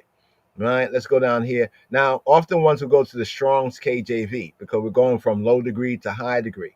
So Strong's KJV, it's a stepping stone, but it seems to have become like a stumbling block because ones will go to the Strong's words but have no idea of dikduk, of grammar. You know what I mean? Or even the basics of it, right? And then because, like for example, we say dwelling, yashab, right? The kal of the word, the simple, the base of the word, right? So what does it mean, right? Is it to sit down, to remain, to stay? Is a nifal to inhabit, a pl to set something, like you set something to, like I set it down, right? Is the hefil in a causative sense, to cause to sit, to cause to abide, to cause to dwell, to cause to be inhabited, or is it in the sense of to marry? Brothers are marrying each other. You see, if you don't understand the dikduk, you could come, oh, they're saying the brother's married. So somebody who have maybe a moral deficiency, right, might come across with a whole different doctrine, and we don't even go there. You know, hot to fire bun. That was a good point. Also, Zion Lex about the Kadash and the set apart. We do use that as a simple set apart. You know, that holy means to be set apart. But just because you set apart, it doesn't set apart to what? Or to who? The whole file sense, which is a kind of form that he felt to be inhabited, right? But notice right here, Strong's here does break down some things down that are well in the basic sense. But if you dismiss grammar and the fullness of the vowels, the seven primary, the full sense of vowels and how the vowels brings out what's really being said. Was it past tense? Is it future tense? Did the person do this to somebody else? Did somebody else do it to the person? Is the person doing it to themselves? You see what I'm saying? To sit down and ambush, specifically to judge, ambush, inquire, the implication to dwell, to remain, Shebet, to dwell, the dwelling together, to settle, in that sense of marry. So even when it breaks down right here, and I think the problem is that people read dictionaries but don't know how to read the dictionary. Now you can read a dictionary. I've seen this happen with English dictionaries. People read English dictionary and I'm saying, well, that's the etymology there. They're saying, yeah, well, the etymology, yeah, but that's not how the word is used right now. You see what I'm saying? So yeah, we could talk about the word then, but that means we understand what it meant back then, but we don't understand what people are saying now. Right? So even when it breaks down like this, it says this right here. Notice the words that are italicized. Sit. So the key ideas that Strong's definition was trying to bring out to somebody who will use this as a stepping stone, not as an end all and be all, right? To sit, right? In the sense of to sit down like a judge. We have contexts where one sat down as a judge, or you could sit in ambush. Look at that, to sit in ambush or in quiet, right?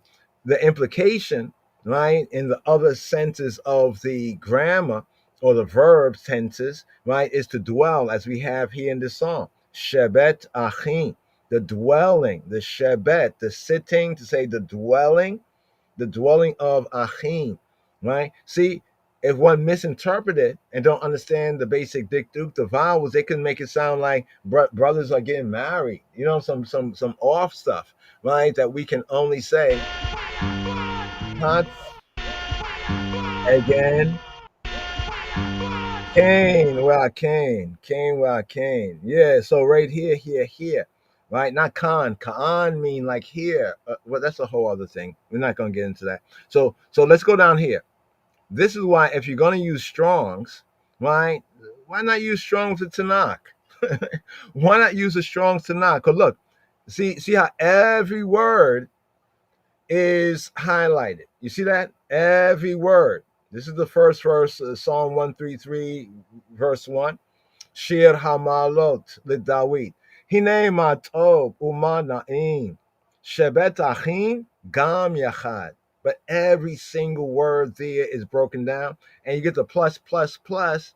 If you understand the code, it can help you with the grammar, right? To understand the different parts or how the word is used, right? How this root word, right? Is it shir or shirah? Also, another good point that Zion Lex had brought out. He said that the majority of words in Lashawan Kadash, what they call Lashawan Kadash, the majority of words are in the feminine sense. And he never knew. They say Yisharala. Oh, she's Israel? Uh-oh.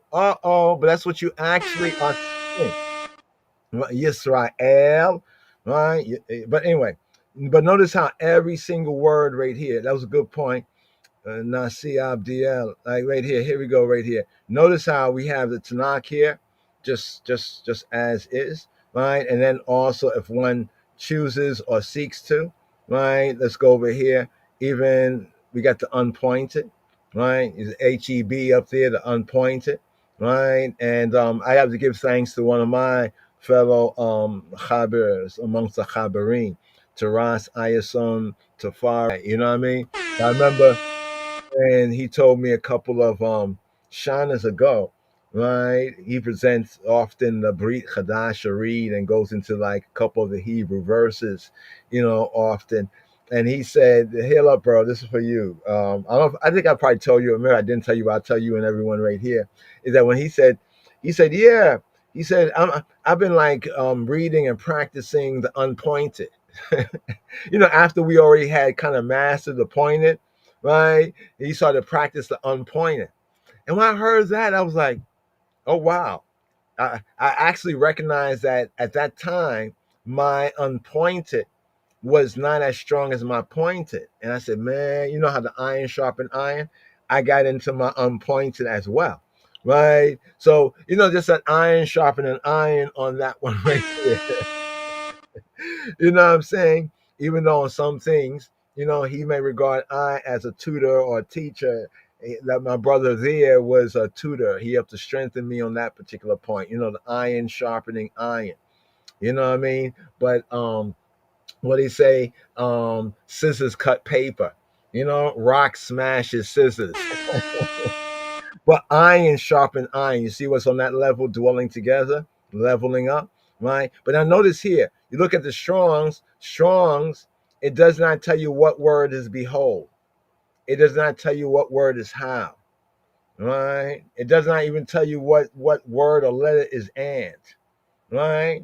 It does go to the other words there, but it only gives you the basic. So at least when you go down here to the Strongs, I mean the Torah Strongs, it'll begin to challenge you because you're going to see the word like the second word. Like the second word is ha ma'alot, ha ma'alot.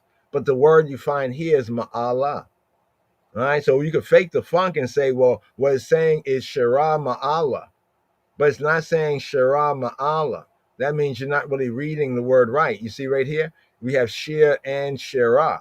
And if you look at the original, it has two different forms there. So it can help to kind of tweak you because this word here, right, in the form here, is not exactly this word here. But this word here is the base idea, or what we call in the Hebrew the base idea of the kal, right? The kal idea.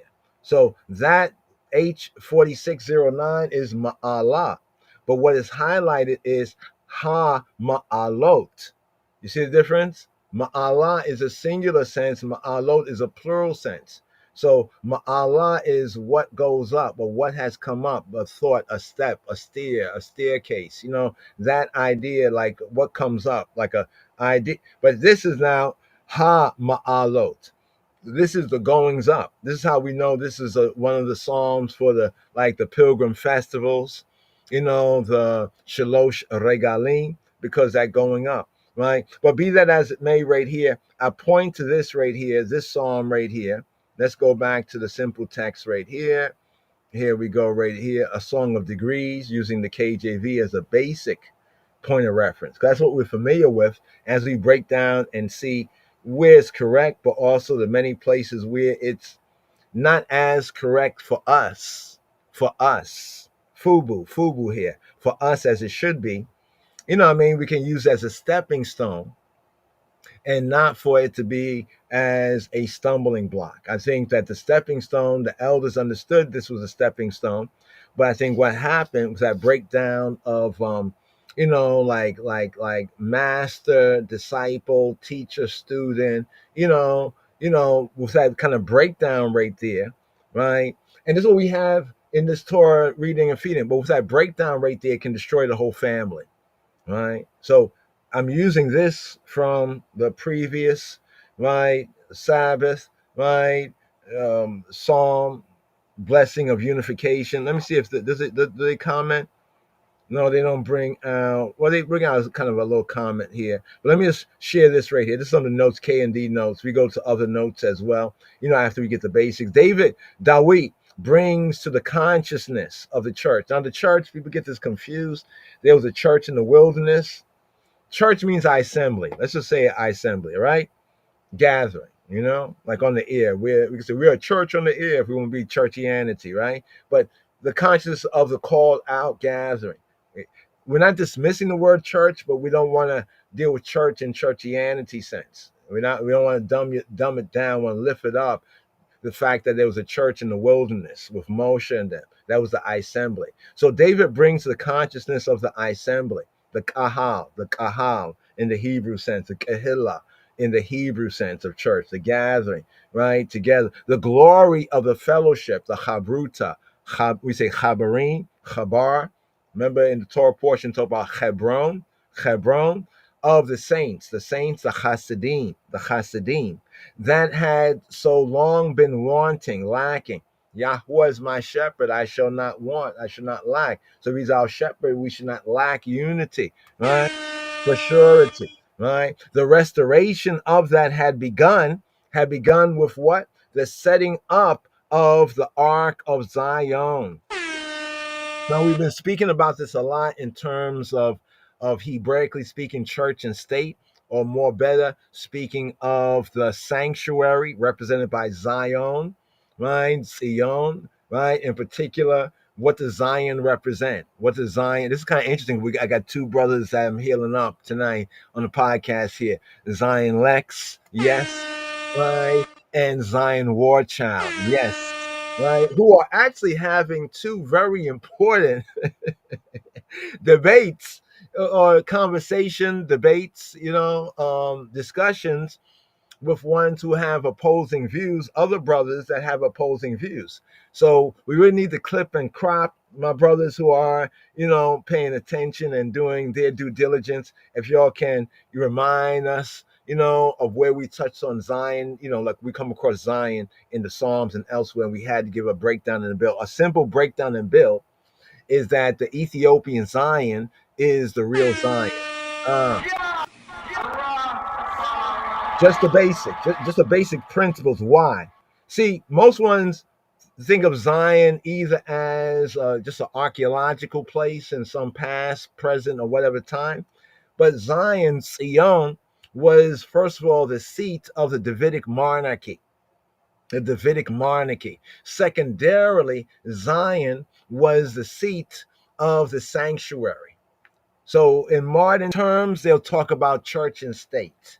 So, wherever Zion, and we're not talking about the ism, right? We're not talking about the ism. We're talking about Zion. We're not talking about the ism, right? We're not talking about the ism. So, we're not talking about Zionism. See, people go, oh, Zionism, and these are Zionists, and there's Zionism. And then you ask them one question: what does Zion mean? What does Zion mean?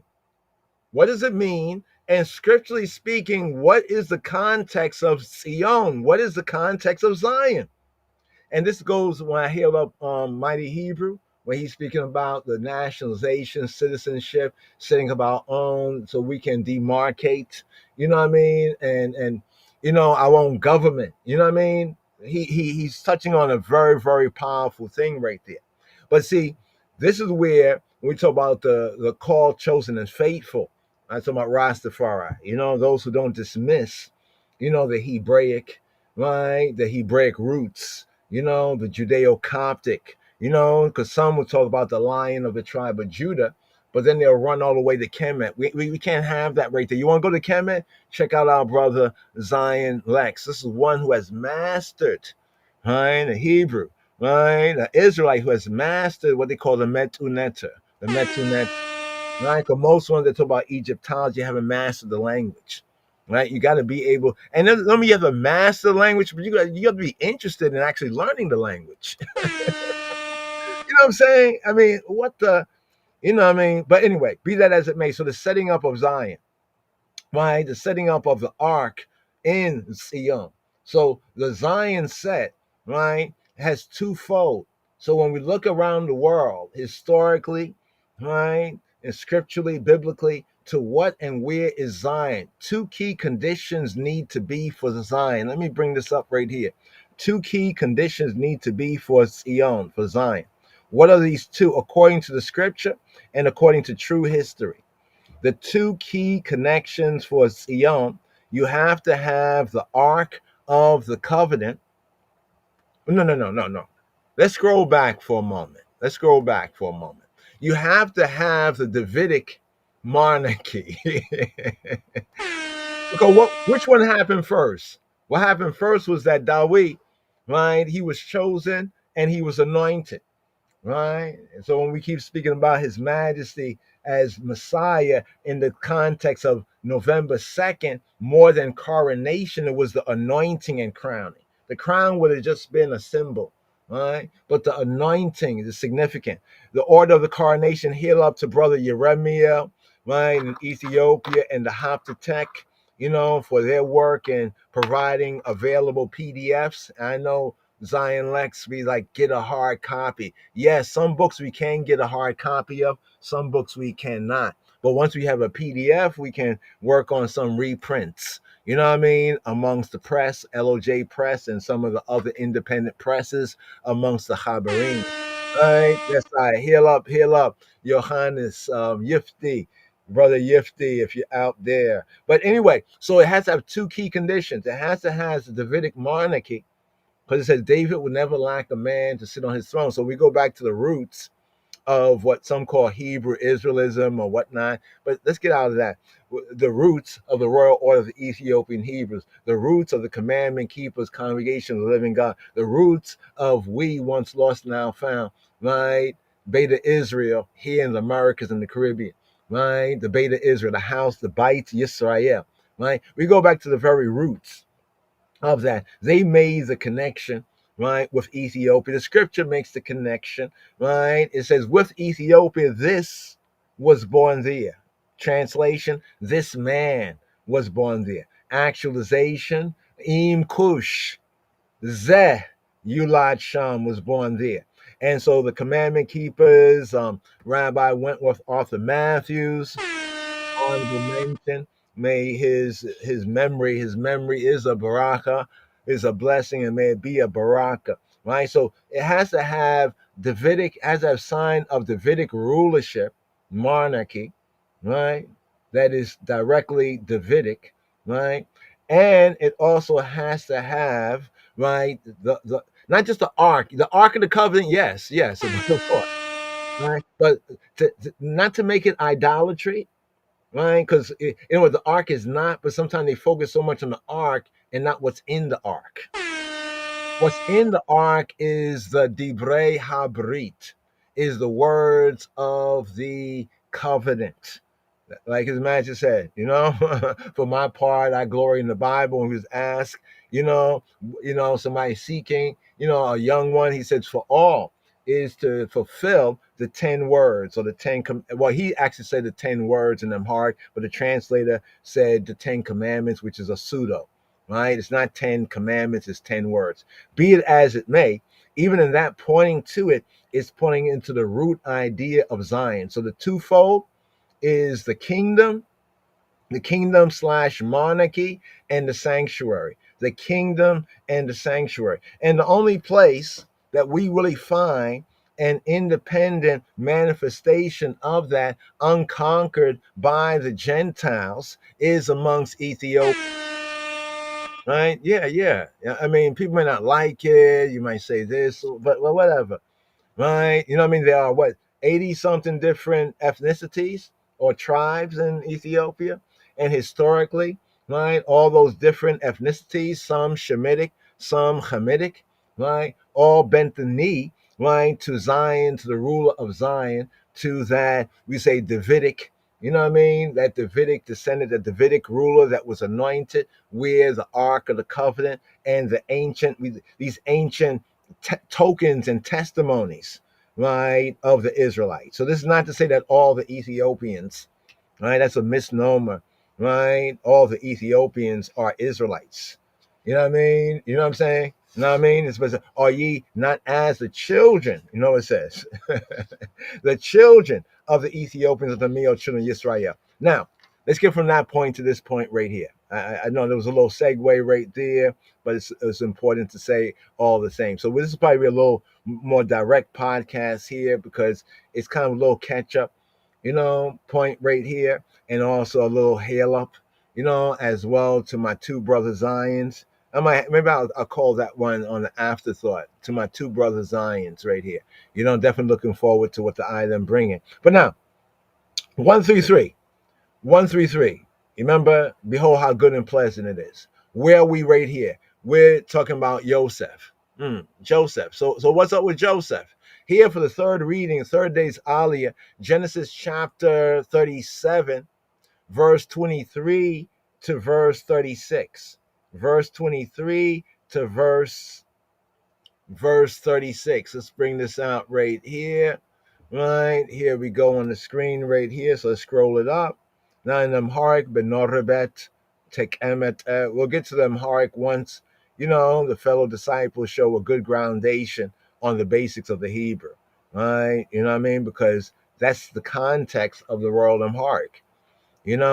Yeah, we don't want ones to be making mistakes, misunderstanding, even as Matthew says, right, concerning the revised Amharic Bible, right? He speaks about the that Hebrew being the foundational language. That's there in the preface to the to the Haile Selassie Bible, we call the Book of the Seven Seals, right? So, yeah. So here we go, the third reading, third day's reading. I'm trying to stay on point right here, right here, right here. So here we have the third reading right here, Genesis chapter 37, verses 23 to 36, right? So for this Torah reading, so if you haven't kind of picked up, on the first two aliyot, I definitely would say, go through Genesis chapter, basically read Genesis chapter 37, basically chapter 37, right? Just keep it simple. Chapter 37, right? So what's going on right here, right? For continuity purposes, right?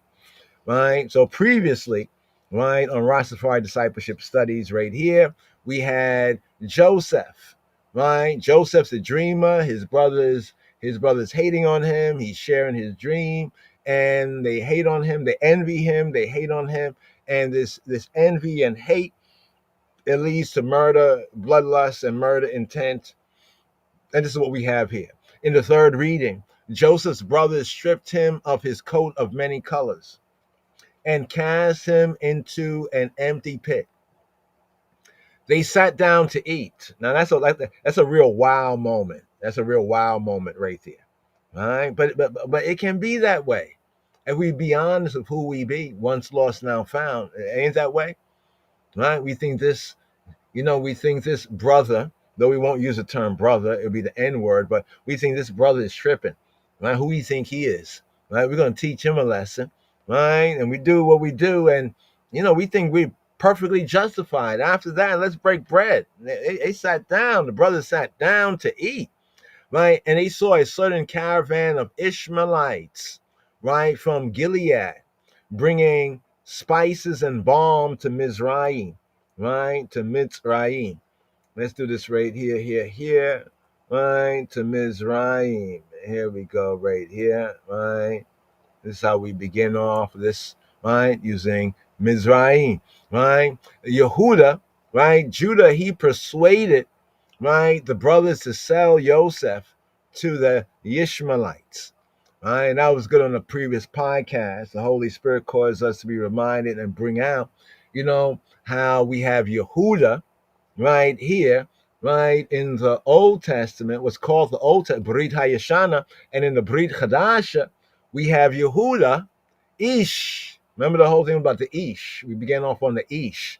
That Ish, right, Ishi, and Ishi in them heart. Just distinguish it, because somebody know Ishi. Ishi is not Ishi, right? Just on the vowel pointing, boom, boom, boom, right? But we have Judah, Yehuda, in the Old Testament here, right? Saying that, and what he said, Ma betzah. He said, what prophet? What betzah? We went into the word betzah, the word prophet, right? Is coming up here. He said, what prophet do we have?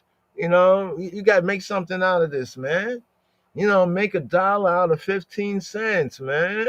What prophet is there? Now, some might say, well, Judah was seeking to save him. Maybe he was. I say later on he learned his lesson. Because remember, these brothers are young, because we keep trying to put into the context the age, right? What was the age? Also some further points of reference, some of the books we have. Please check out our page, lojs.org, the Torah portion page. Even some of the recommended books, like the Book of Jubilees, Metzafeh Kufale, Ethiopian Book of Jubilees as well. But we have to remember the ages, because it tells us that Joseph was 17 years old. Joseph was 17 years. So we know that Joseph, he's the 11th son, first son of Rachel, right, of Rachel, right, and he's the 11th son. And we know that the brothers were already born, right, and Reuben was the firstborn. So of course Reuben is older than, Reuben's older than Judah, and Reuben definitely must be older than Joseph, right? So it tells us if Joseph is 17 and he is like the what? He is like the next to the baby, because Benjamin is the baby, right? Then what's the age? So we have to understand that we have young men here, right? We have young men, and I think we all know when we were young. Have we repented, done teshuvah, right? Done teshuva, right? Basham Yeshua, right? But when we were young, right? What does it say? Young, dumb, and full of pause. Pause on that. But young and but these are the brothers. Yehuda, he persuaded the brothers, the brethren, right? The brethren, right? Right? He persuaded the brothers, right, to sell Yosef to the Yishmaelim, to the Ishmaelites. And we stand on it that the Ishmael is not the father of the Arabs like people think. Really, according to some studies, it's actually Esau, right? And we did that with previously in the Esau portion, right? So the Ish, the Isha, Isha, right? The Isha, right? And Jacob sat. Wayyesheb. You see how he sat, right? He sat enthroned in the land. This is pick up. We didn't have this already on the first podcast for the Shabua. So here, of course, we're using ancient Mitzrayim. In order to bring out the theme of this Torah portion right here, right? Because ancient Egypt, like Gerald Macy, he has some interesting stuff, but don't deep end on him without having any, knowledge of the language, whether it's the Kemetic or whether it's the, well, really, you should have knowledge of the Kemetic and the Hebrew, right? But be that as it may, when they say he sat, so you see, this was a symbol. So it doesn't just mean like he dwelt in the land, but he was seated. He was in a, he wasn't wandering. It's like the psalm that says that how he loves what? Right? He who be who he be, what does he do? Right? It says that Yahweh loveth the gates of Zion, of Zion, more than all the dwelling places of Yaakov, of Jacob. That's in Psalm 87, right? The same one where it says, with Ethiopia, this one was born there. This one who? Right? Is this prophecy? Oh, hey, right? Oh, hey, Yahweh, Sha'arei Zion. Oh, hey, Yahweh, he who he be loves, Sha'arei, the gates of Zion, the gates of Zion, Mikol, from all, more than all. Mishikanot,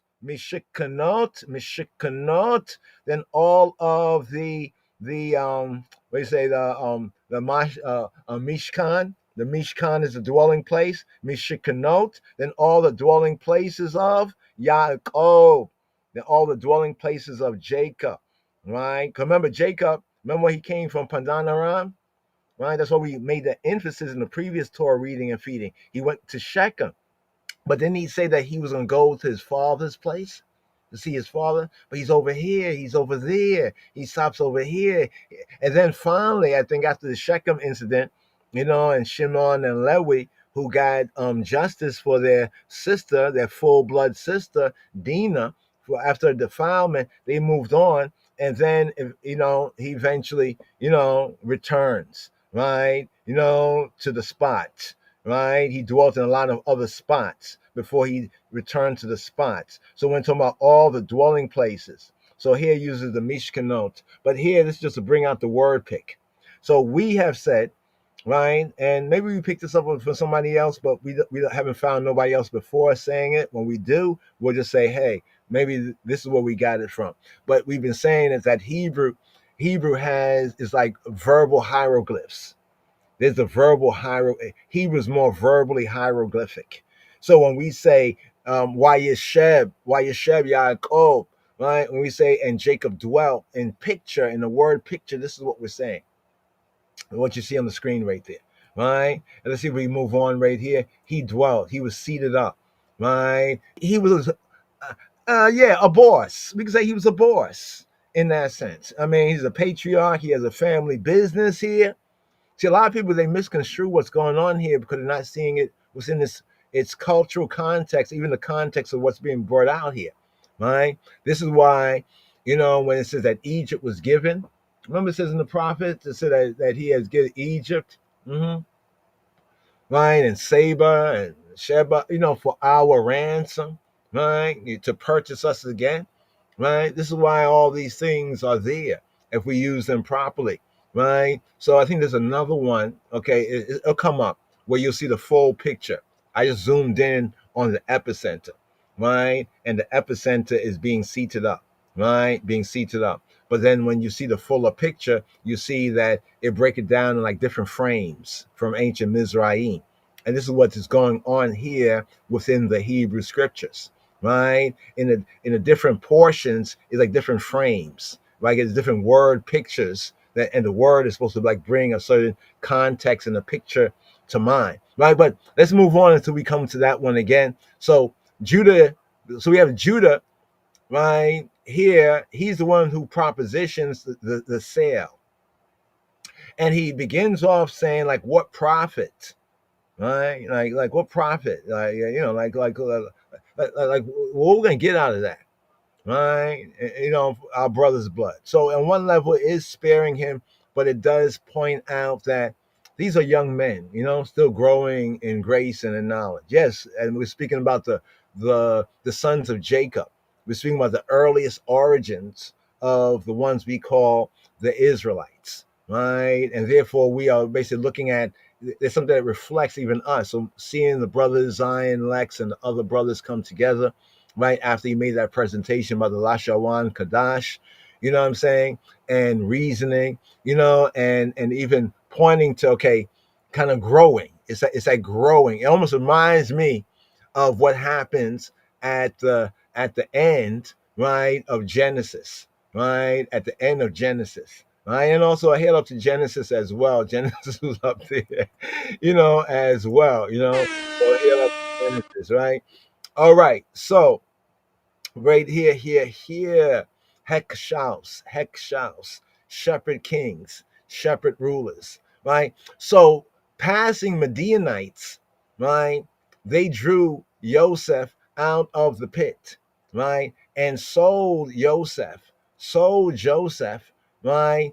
To the Ishmaelites for 20 shekels of silver. And they brought him to Mizraim. So now that sentence there, when we look at that sentence, we touched on it briefly in the previous Genesis 37:28. It's an interesting sentence because in reading it plain, you can see that. Some would seek to interpret, well, no, it was actually the Israelites, right? No, it was actually Judah proposed it, but it seemed as though the Midianites, right, they had an intention, right? But the Midianites, and who knows whether the sons would have done that to see how angry they were, with their brother, right? They envied him, and the envy kind of led to, hatred, and that hatred led to the murderous intent, right? So we have this particular verse right here. Which verse is it? It's verse 28 in this Torah portion right here. Let's see if we can bring this up right here. We're about to get right into this. A brief right here. This is kind of an overview, a breakdown. So as we see the text, right here we go right here. Let's add to scene. You see it right there. Then there passed by Midianite merchantmen, and they drew and lifted up Joseph, clear, right, out of the pit, and sold Joseph to the Ishmaelites, right, for, and Coma Jed right there. Give thanks, give thanks. He's doing some work, put in some work as well. Heal up, bro. For 20 of silver, of kesef, of silver, 20 pieces of silver, and they brought Joseph into Mizraim, right? So that means that though Judah persuaded the brothers to sell, he didn't get to sell, right? You know what I mean? And then Reuben, right? Then we have Reuben returning, right? Then Reuben basically returns, right? He returns to the pit, and Joseph, the lad, the boy, the lad was gone. He ripped his clothes, he rent his clothes, and he asked the brothers where he could go now. Where could he go? Because remember that Reuben, right? This is in this aliyah here, this little portion, bite-sized portion here, Genesis 37 verses 29 to 30. He asks his brothers, like where can he go? You have to think, why is he saying this? Reuben is the firstborn. He already had the incident where he, did that already happen? Yeah, where he defiled, right? Did that already happen? Right, but this is what does happen. He defiled his father's bed. Yeah, I think that already happened. Yeah, but he's the firstborn, right? He's the first. He's the eldest. Where could he go now, right? Because of course, if he's to whom more is given, more is required, right? He still took that on that that something happened to my younger brother, right? And they all knew how much the father loved Joseph, and because Scripture says because he was his son in old age. Well, we can also infer that he was the son, the firstborn son of Rachel, whom Jacob loved. I mean, Scripture is very clear. Right? So they took Joseph's coat of many colors. So the eldest is asking the other brothers, man, what am I going to do now? Joseph is gone, man. Yo, where am I going to go? Can't go back to that. I mean, what am I going to say? Right? So they took Joseph's coat of many colors and dipped it in goat's blood and sent it to Yaakov to identify. Whoa, whoa, whoa, whoa. When you think about it. But let's recall, these are still, relatively speaking, young men. Remember, Joseph is 17, right? He's the youngest. So the rest of them are some years older, right, than him, right? We can get into the specific ages, but just a general context. But what they do right here, this is really, can we call this good? Is this good? We can't call this good, right? They might have thought it was good for Joseph. Somebody says, that's good for you. That's good for you because you hate, right? And they had a lot of hate. But this was evil. This was not good, right? This is what the scripture teaches us. Notice the scripture doesn't have all these things, everything is wonderful. And the Israelites, they always did everything. Everybody always did everything wonderful. Nobody. No, it teaches us. It teaches about real life, practical application.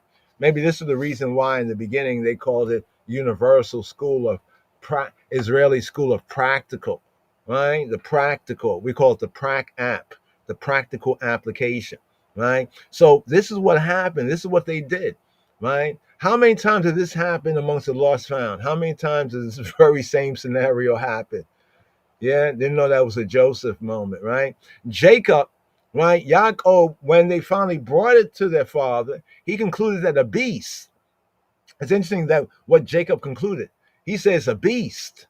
It's a beast. So then we talk about the beast. We have to make sure that we are not that beast, right? You know what I mean? From beast to man, we've fallen, right? We've fallen. Jacob concluded that a beast had devoured Joseph, and he rent his clothes. He ripped his garments, right? A sign of a sign of sadness, a sign of, oh my God, you know what I mean? Put on sackcloth and mourned for Beno, right? Beno, his son, right? All his sons and daughters tried in vain. Now, the scripture does say sons and daughters, right? Tried in vain to comfort him, right? And the Midianites, they sold Joseph to Mizraim, right? To Potiphar, right? Pharaoh's captain or Pharaoh's eunuch. I want to bring out this point. He was Pharaoh's eunuch because people got a misconception what the eunuch is. When we talk about the Ethiopian eunuch. So here we like to make a point about who Potiphar was. What does it say in the Hebrew? How the same word saris is used, right, for a eunuch. Even Moshe Rabbeinu, he tells us that there's three kinds of eunuch. There's a eunuch who's born a eunuch.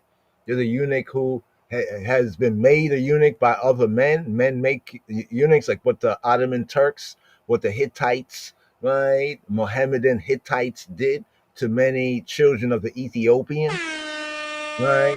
Not that long ago, right? But anyway, and the third kind is those who make themselves a eunuch for the kingdom, the Malkut Shemaim.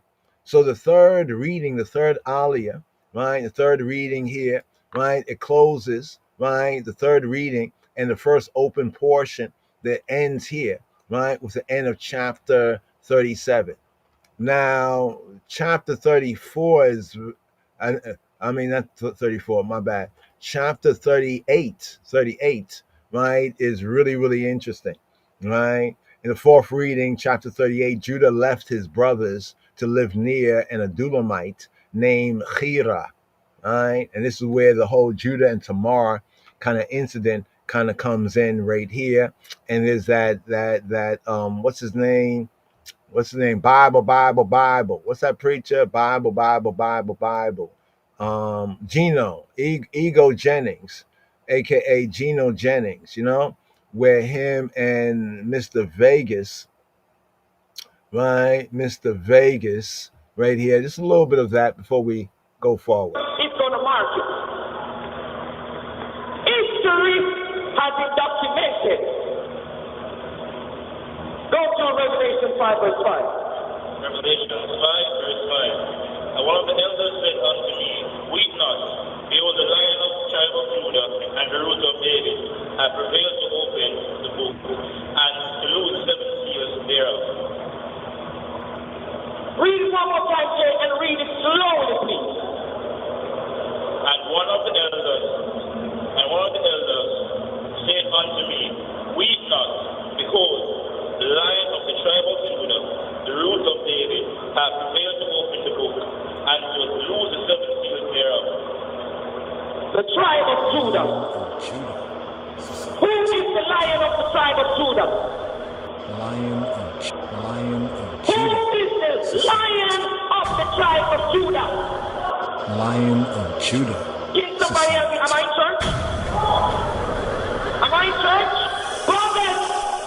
Lion of I know you're Judah. waiting for the next speaker. Who's the Lion of the tribe of Judah? Jesus? Is it Jesus? Pastor, maybe you can help me. Is it Jesus? Yes, sir. Yes, sir? Yes, sir. Go to Genesis 38, verse 21. I said I was not going to read the Bible because I know Pastor knows the Bible from back to front, maybe all over the place. Brother Gary said, no, Mr. Davis, no. It's not going to work. We're not going to have you if you can't speak from the Bible. I said, okay. Bring it on. Because we got nothing to fear but fear itself. And God does not deal with favoritism. So no one is above none. Go to Genesis 38 verse 31. Genesis 38 verse 31. Read it loud so they can hear, Jay. Let them know that you enter school challenge quiz and you're very bright. Then he asked the men of that place, saying, Where is the harlot? And that was openly by the wayside. And they said, There was no harlot in that place. And go on to verse 20. Go to verse 15. Verse 16. Yes, sir. When Judah saw her, he thought her to be a harlot, because she had covered her face. Go to the other verse that we have here. I think it's verse 22. And he returned to Judah and said, I can't find her.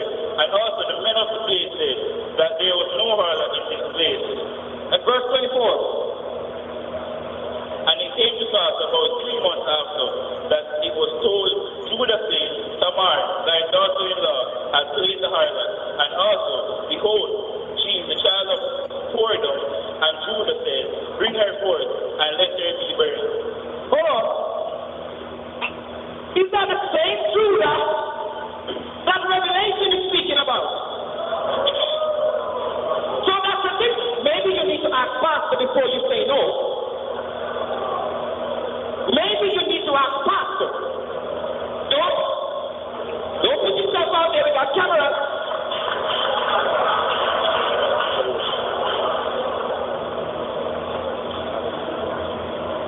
We got cameras here. So Judah, where the lion came from, the lion who passed acknowledged that is Jesus was out by prostitutes. All right. Let me finish my point. Great one. Finish your point, and then let's get down to Bible. Let me finish my point. Bible. Judah was out buying prostitutes. Tamar, who was promised to his son, came down dressed as a prostitute, and Judah brought himself unto her. And why am I speaking about this? Because when Judah heard that she was pregnant, what did he do? He said, go get her and burn her alive. And if she did not take that staff, and if she did not take that seal, he would cover his sin. All right, Mr. Vegas. Let me finish one last thing, Pastor. Mr. Vegas. So what I'm telling you today, do not pay attention to the name calling. Pay attention to their heart and their action. Judah was a man who was buying prostitutes, yet still he wanted to kill prostitutes. All right, we done heard from Mr. Vegas.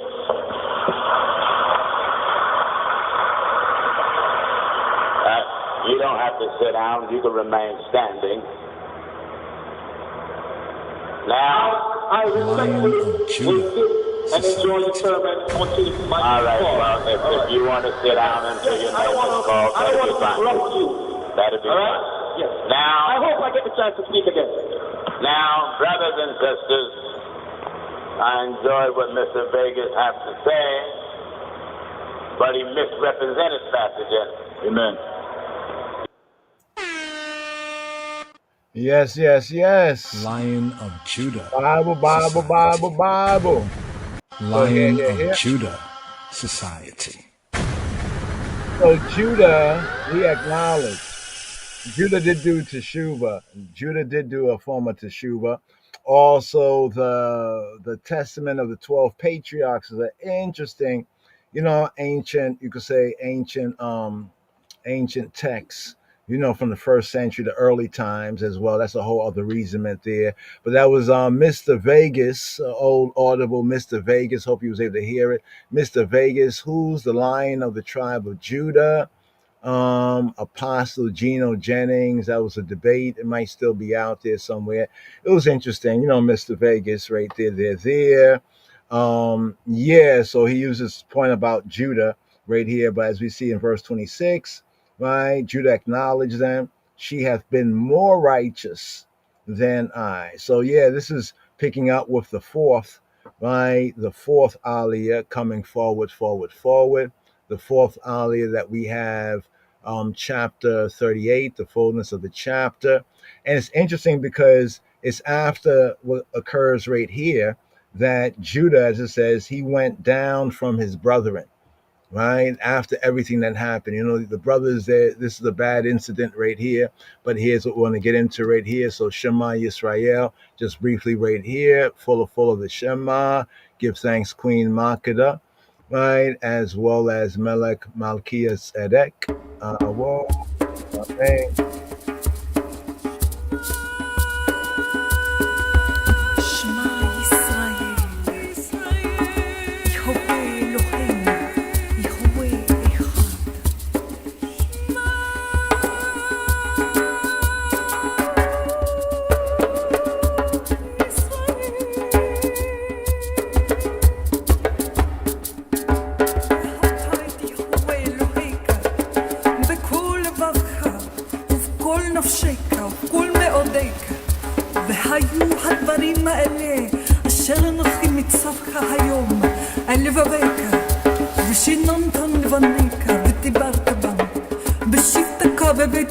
ולכתך בדרך ושחרקך וקומך וכתבת מאוד על ידיך והיו לטוטפות בין עיניך וכתבתם על מזוזות ביתך ובשעריך. Know of a surety that thy seed will be a stranger in a land that is not theirs, and they shall enslave and oppress them for 400 years. In the fourth and in the last generation, yes, you shall journey into captivity a second time in ships, because you have rejected his instructions.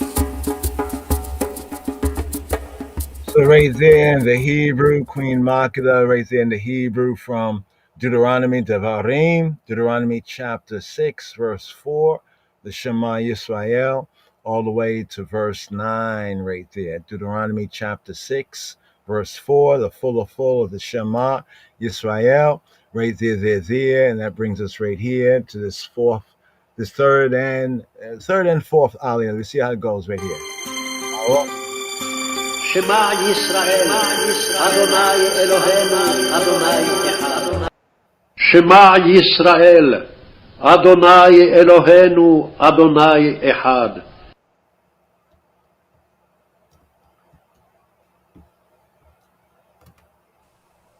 Yisrael, here, give ear for the Shalishi Aliyah, for this Shabbat Wayyesheb, Sabbath, and he dwelt here, picking up the first book of Moses, Hebrew book called Genesis chapter 37, here at verse 23, for the Shalishi Aliyah, for this Shabbat Wayyesheb, Sabbath, and he dwelt. Wayihiya ka'asher ba Yosef illa et chayo. Yafa shitua eta Yosefa eta kutanato eta ketoneta hapasim asher alayo. And it came to pass when Joseph was come to his brethren, Wayahia asher ba Yosef illa echayo, that they stripped Joseph out of his coat.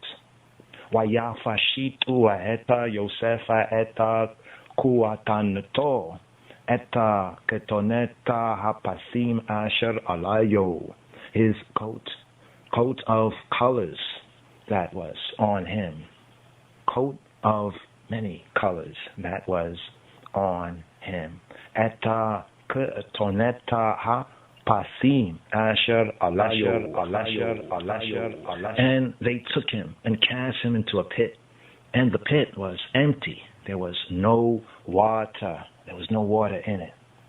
Waya yekahuhua, waya yashaliku oto habora, with habor reik ain bao mayim. And they sat down to eat bread. Waya yeshvu le ekala lechem. And they sat down to eat bread, and they lifted up their eyes and looked, and behold, a company of Ishmaelites came from Gilead with their camels bearing spicery and balm and myrrh, going to carry it down to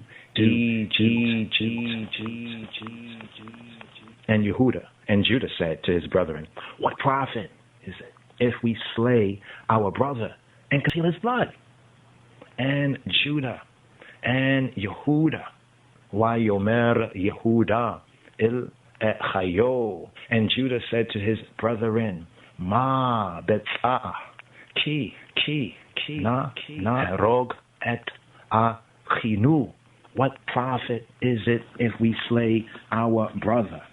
With kisinu et damo, and conceal his blood. Liku, come. Liku, with nima kareinu, come, let us sell him.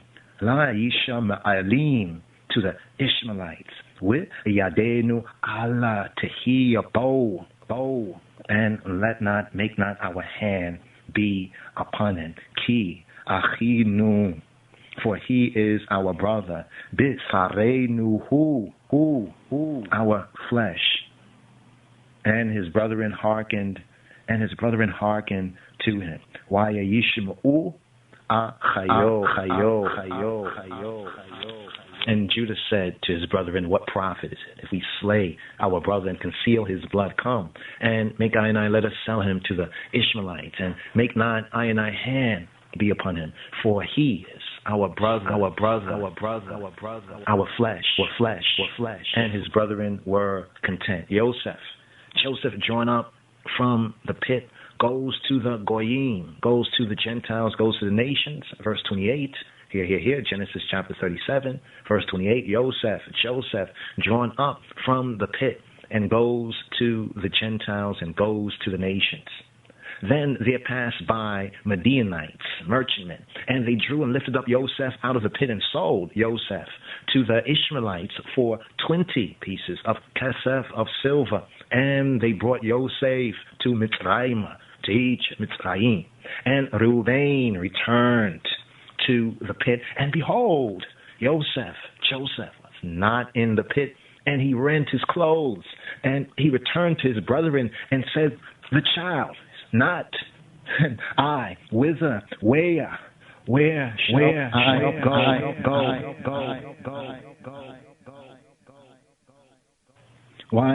Shava illa ahayo wayomera ha yeleda einenu wa hani ba, and he returned to his brethren and said, ha yeleda einenu, ha yeled einenu, the child, ha yeled, the child, einenu, the child not.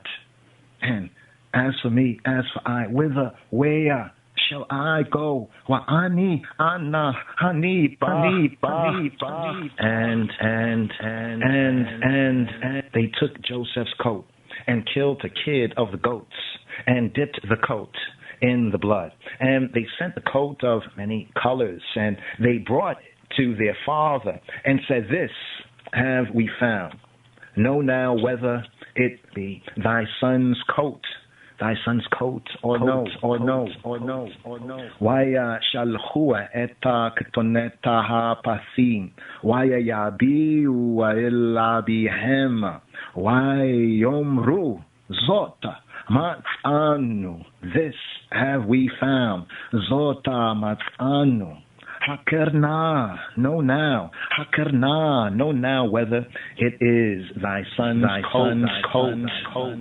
Haketoneta binka he im lo. Know now whether it is thy son's coat or not. Hakerna, haketonet binka he im lo. And he knew it and said, it is my son's coat. Ketoneta bini. An evil beast hath devoured him. Chaya ra'ah. Kalatehu. Torafa, Yosefa.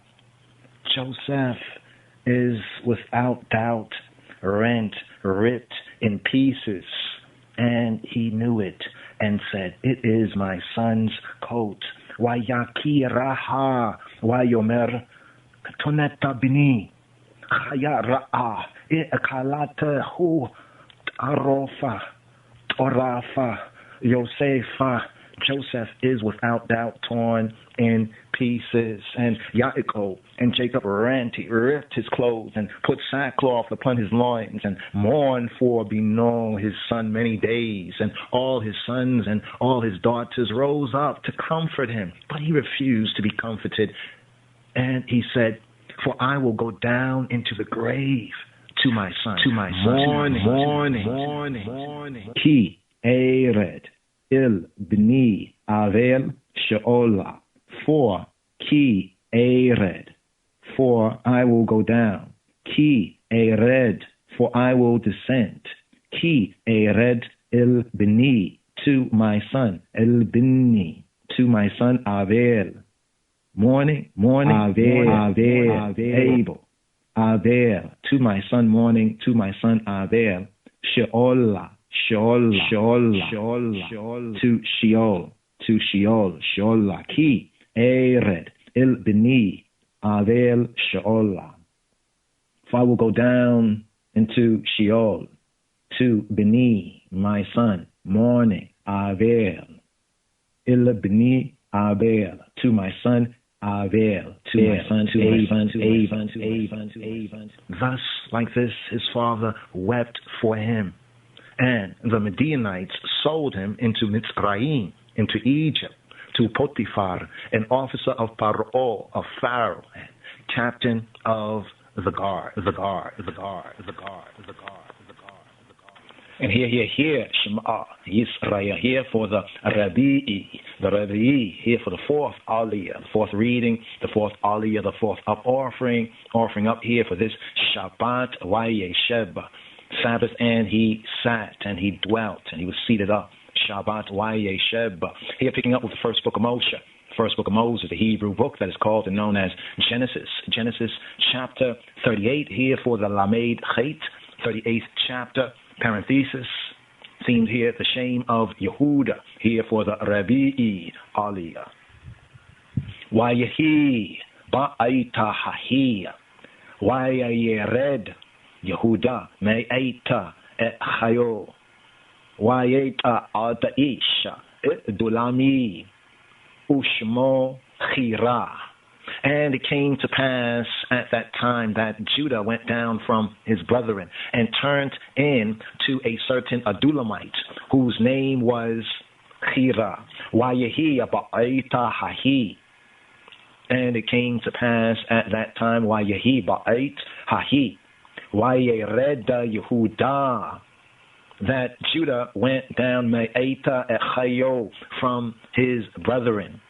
Wayeta adaish dulami, and turned into a certain Adulamite, Ushmo Chira, whose name Chira.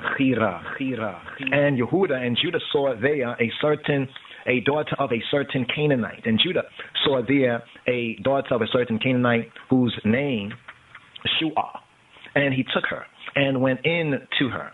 And she conceived and bare a son and called his name Er. Wayikra eta shemo Er.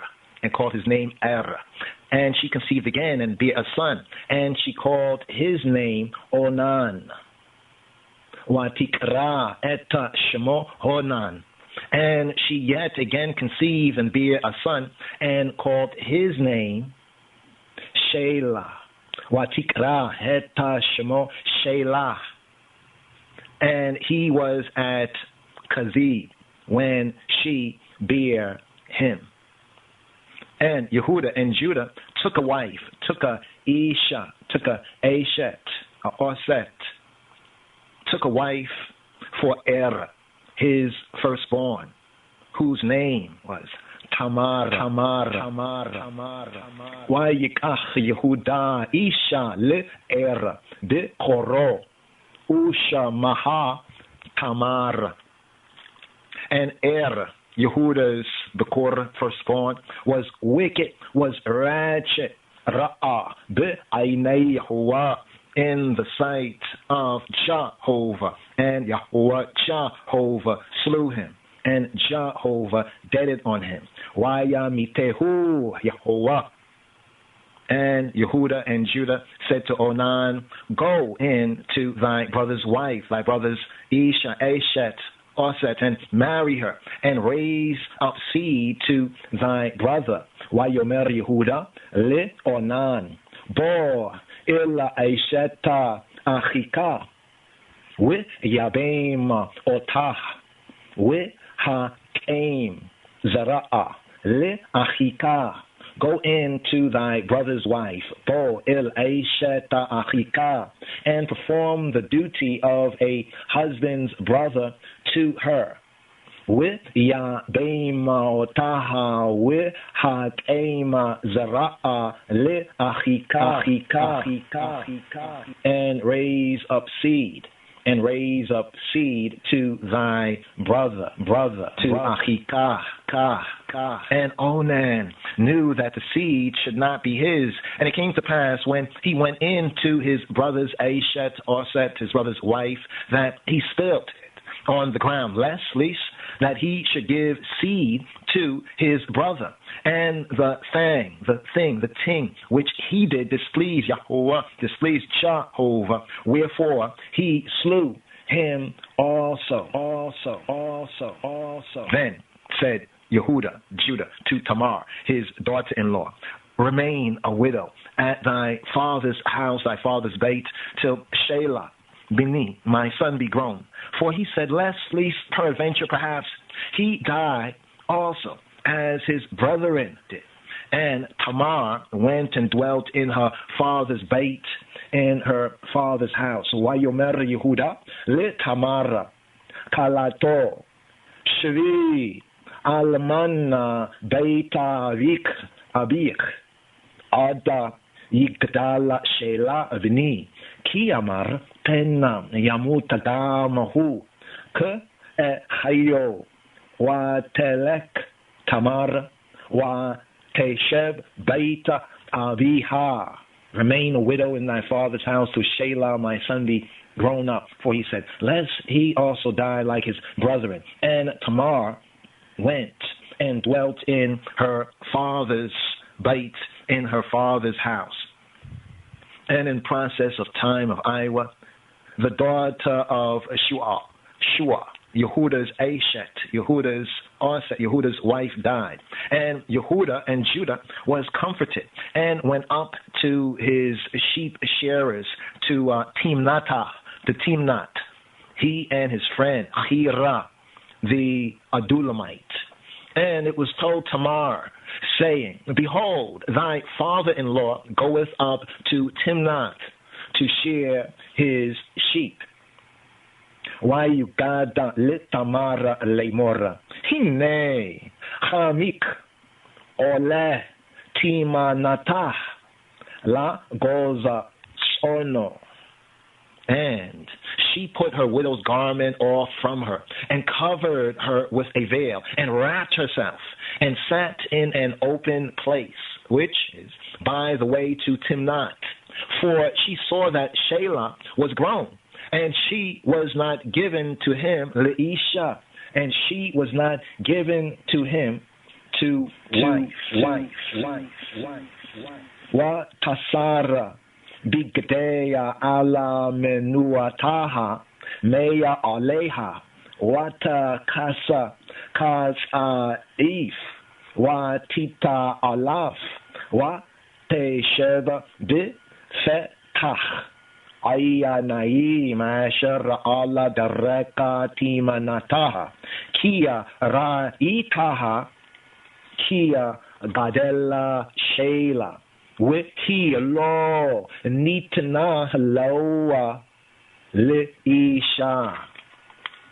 And she put off from her the garments of her widowhood and covered herself with a veil and wrapped herself and sat in the entrance of Ainaim, and sat in the entrance of Ainaim. What teshev bi fetach Ainaim, which is by the way to Timnah. For she saw that Shelah was grown up, and she was not given to him to wife. Wehi lo nitnah lo leisha. When Judah saw her, he thought her to be a harlot because she had covered her face. Wayireha Yehuda wayayachesheveha lizona kia kisataha paneha. When Judah saw her, he thought her to be lizona. He thought her to be a harlot. Wayachesheveha lizona, for she had covered her face. Kia kisataha paneha. And he turned to her by the way and said, go to, I pray thee, and let me make I come in to thee. For he knew not that she was his daughter-in-law. And she said, what wilt thou give me, that thou mayest come in to me, that thou mayest come in to I?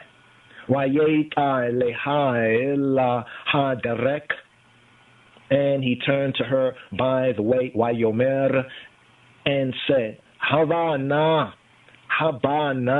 come, I pray thee, Havana, abo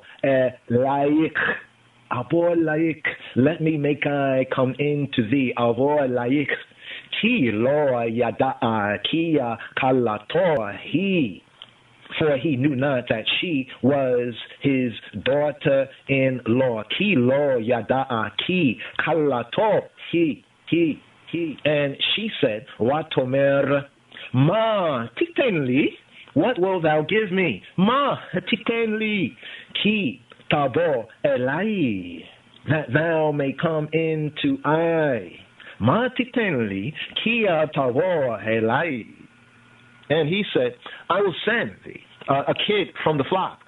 And she said, wilt thou give me a pledge till thou send?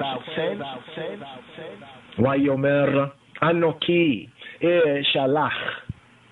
And he said, I will send thee anoki shalach Ishalach Gedia Azim Mina Hatzon. I will send thee a kid of the goats from the flock.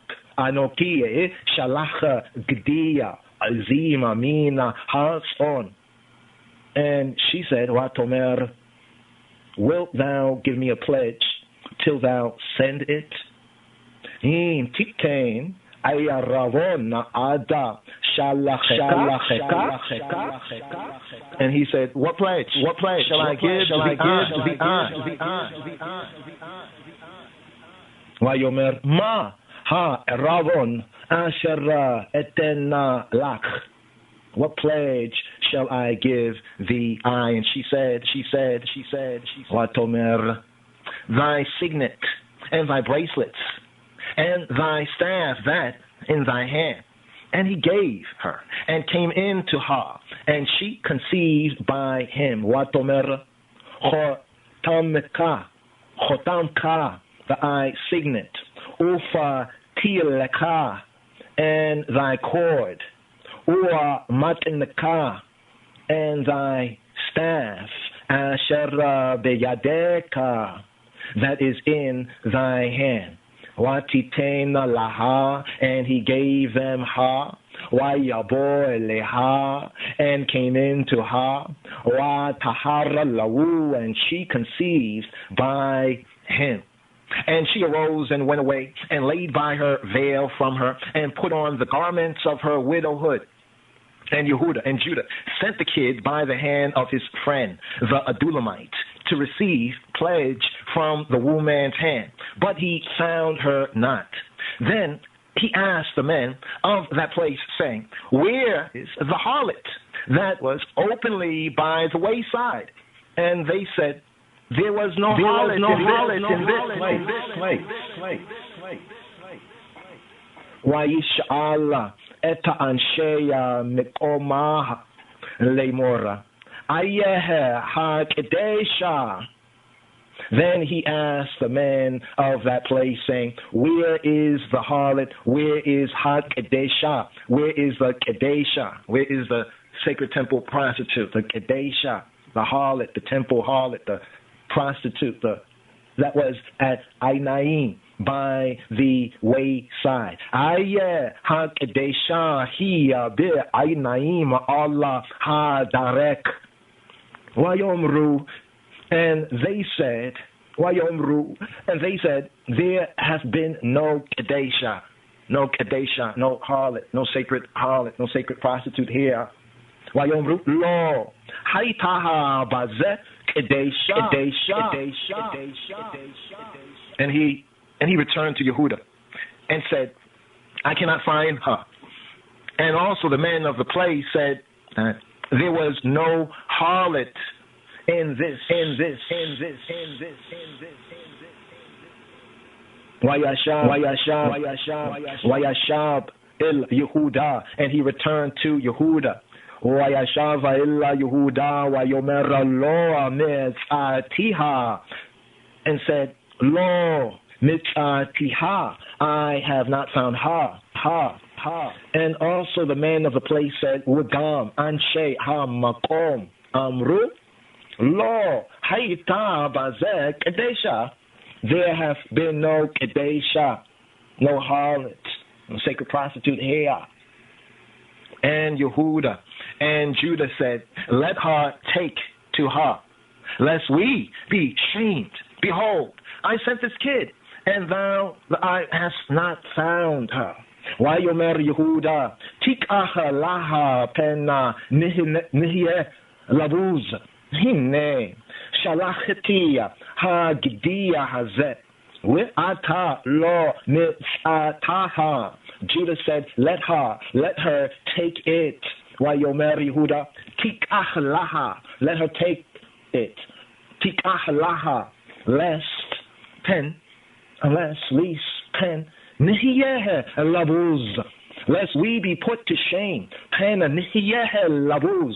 Hine, behold, look, see, here it is. Hine, shalacheti, I sent a hagdi hazeh, I sent this kid. Ata lo mitzataha, and thou the eye hast not found her. And it came to pass about 3 months after that it was told Judah, Yehuda, saying, Tamar, thy daughter-in-law hath played the harlot, the Zonah, and also, behold, she was child by Hodam, and Yehuda. And Judah said, bring her forth, and let her be burned.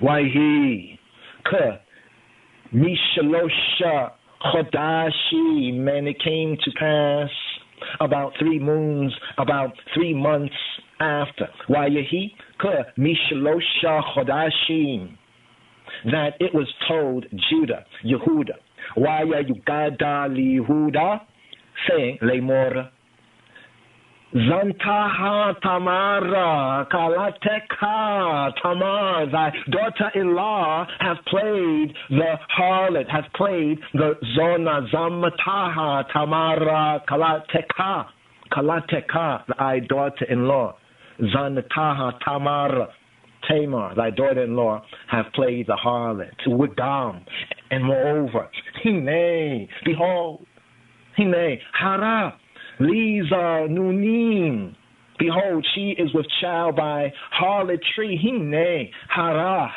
Liza Nunim. Wayomer, Yehuda and Judah said, Hotzi Uha, with Tiasaref, bring her forth. Hotzi Uha, bring her forward. Hotzi Uha, with Tiasaref, and let her be burnt. When she brought forth, she sent to her father-in-law, saying, by the man whose these are, I with child. And she said, discern, I pray thee, whose are these? The signet and bracelets and staff. He moved 8 when she was brought forward. She moved 8. He moved 8 when she was brought forth. Wahi shalha ilachamiha. She sent to her father-in-law. Wahi shalha ilachamiha. She sent to her father-in-law, Lemor, saying, Leish asharel lau anoki hara wa tomer hakerna limi ha hotemeta we ha petlima we ha mate haile, by the man whose these are. By the man whose these are. Am I with child? Leish asher eile lau anoki harah, I am with child. And she said, what tomer hakerna lemi, discern, I pray the eye, for who? Hakerna lemi, ha chotemet, whose these are the signet, ha chotemet, the signet, with ha pitalim, and the cords, ha pitalim, with ha mateh, and the staff, ha ele, these. And Yehuda and Judah acknowledged them, and said, she hath been more righteous than I, because that I gave her not to Shelah b'ni, Shelah my son, and he knew her again no more. Wayaker Yehuda, and Judah acknowledged them. Wayaker Yehuda wayomer, and said, Tzadikah mimeni, she is more righteous, mimeni, from I than I. Tzadikah mimeni, for as much as I gave her not to Shelah my son, ki al leken lo netatiha lit Shelah b'ni, for as much as I gave her not to Shelah my son. Lo yasaf oda lit da itaha, and he knew her again no more. Wayehi ba'aita lidataha, and it came to pass in the time of her travail, Wayehi ba'aita lidataha, that behold, wahine, twins, wahine, te'omim, twins, te'omim, bitanaha, were in her womb. Tomima bitnaha, were in her womb. And it came to pass when she travailed that the one put out his hand, and the midwife, ha-meyaledet, and the meyaledet, and the midwife took and bound upon his hand a scarlet thread, saying, Ze yatsa rishona, this came out first. And it came to pass, as he drew back his hand, that behold, his brother came out. And she said, how hast thou, the eye, broken forth? Ma paratata aleka. Paret Wayikra Shemo Paret. This breach upon thee. Therefore, his name was called Phares. And she said, Watomer ma paratata aleka. Faret. How hast thou broken forth? Breach upon the eye. Paret. Therefore, his name was called Paret. Watikra Shemo Paret. And afterward came out his brother, Achio, that had the scarlet thread upon Yado, his hand. And his name was called Zara. Wayikra Shemo Zarach.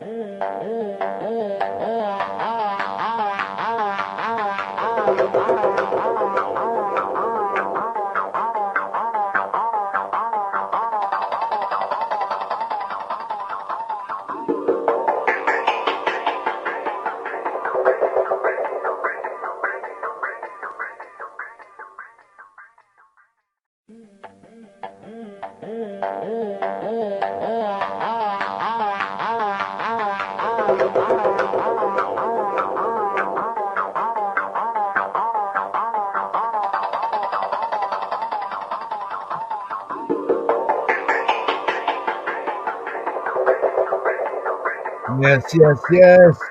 King. So right there, the third and the fourth. Touch on the third. Hold on. Amen. Yeah, right there. Touch on the third and the fourth alio. Right there, the readings right there. Judah. Yeah, Judah's a whole. Oh, yeah. Now, a couple key things in that chapter right there. A few key things. We'll pick up with more on that right there, because that's for the day coming. Forward. But from the day, the third aliyah right there, concerning what happened to Yosef, it seems as though the brothers, they had a plan.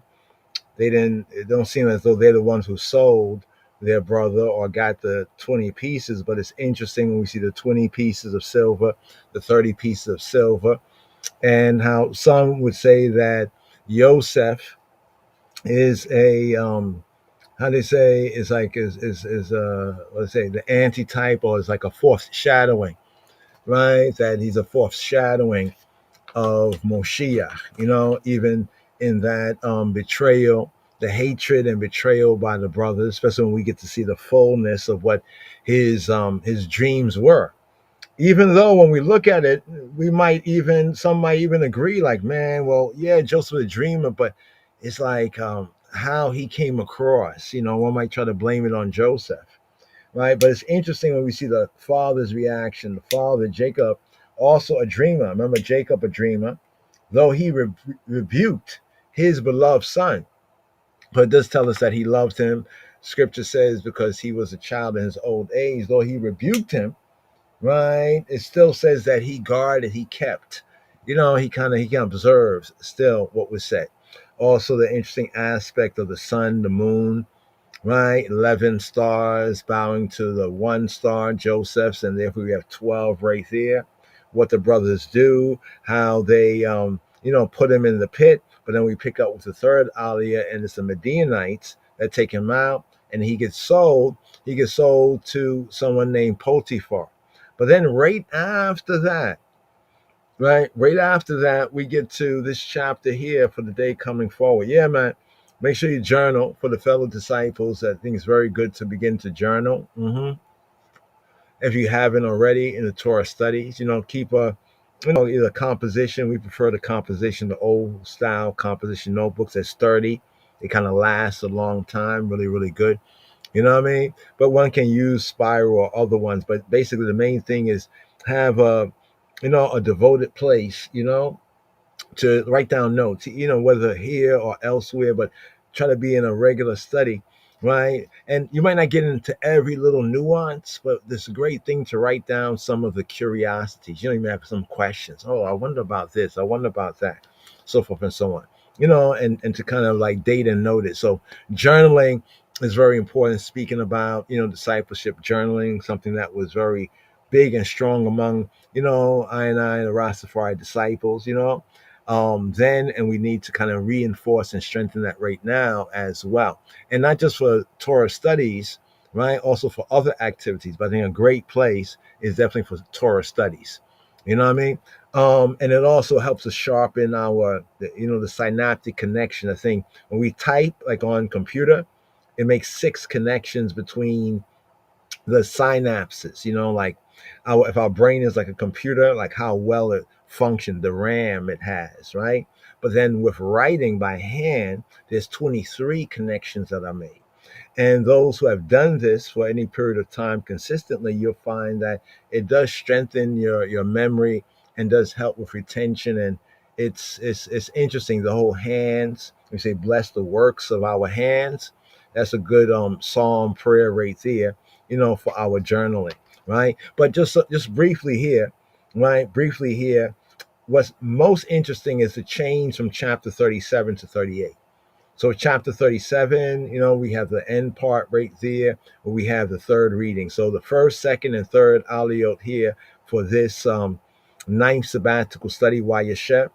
And he dwelt, and Jacob dwelt. He was set up. He dwelt in the land. He had a little business going on here for his sons, right, and the flocks. And with Joseph as a manager. Don't you get it? That Joseph, we might think, oh, he's just favoring Joseph. Well, he did love him for certain reasons, the Torah states, right? But then he also rebukes him, right, when he thought he was out of line with the dream, right? But then it tells us that he also observed, because he's a dreamer as well. There might be something to this, right? But then as we kind of keep moving forward, right, we see what happens with the jealousy, the envy of the brothers leads to the hatred. So it kind of shows us how one thing can lead to the next, so we have to kind of, be conscious and be cognizant, be circumspect, But we get to the point about Judah in chapter 38. And then we say, well, Judah was mentioned in chapter 37. He's the one that proposed this sale. And then the brothers, how they lied, to the father, how they misrepresented the truth, how they deceived the father. You know what I'm saying?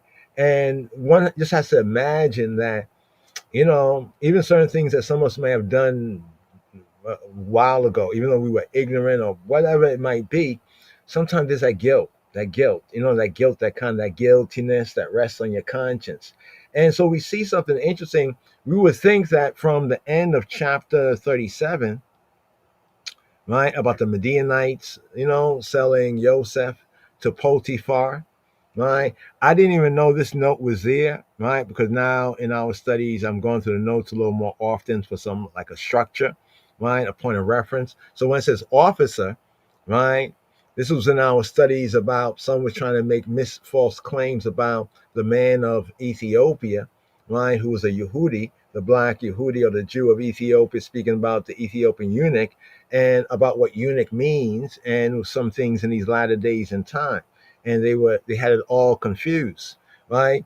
And then we recall that the same word for eunuch, even in the Brit Hadasha of the Hebrew, right, is the same word that's used here, and that's saris. And then we also recalled how Yeshua described three kinds of eunuchs. Some are born eunuchs, right? Some are made eunuchs, right, by other men, and some make themselves a eunuch. Now, one might say, well, what is a eunuch?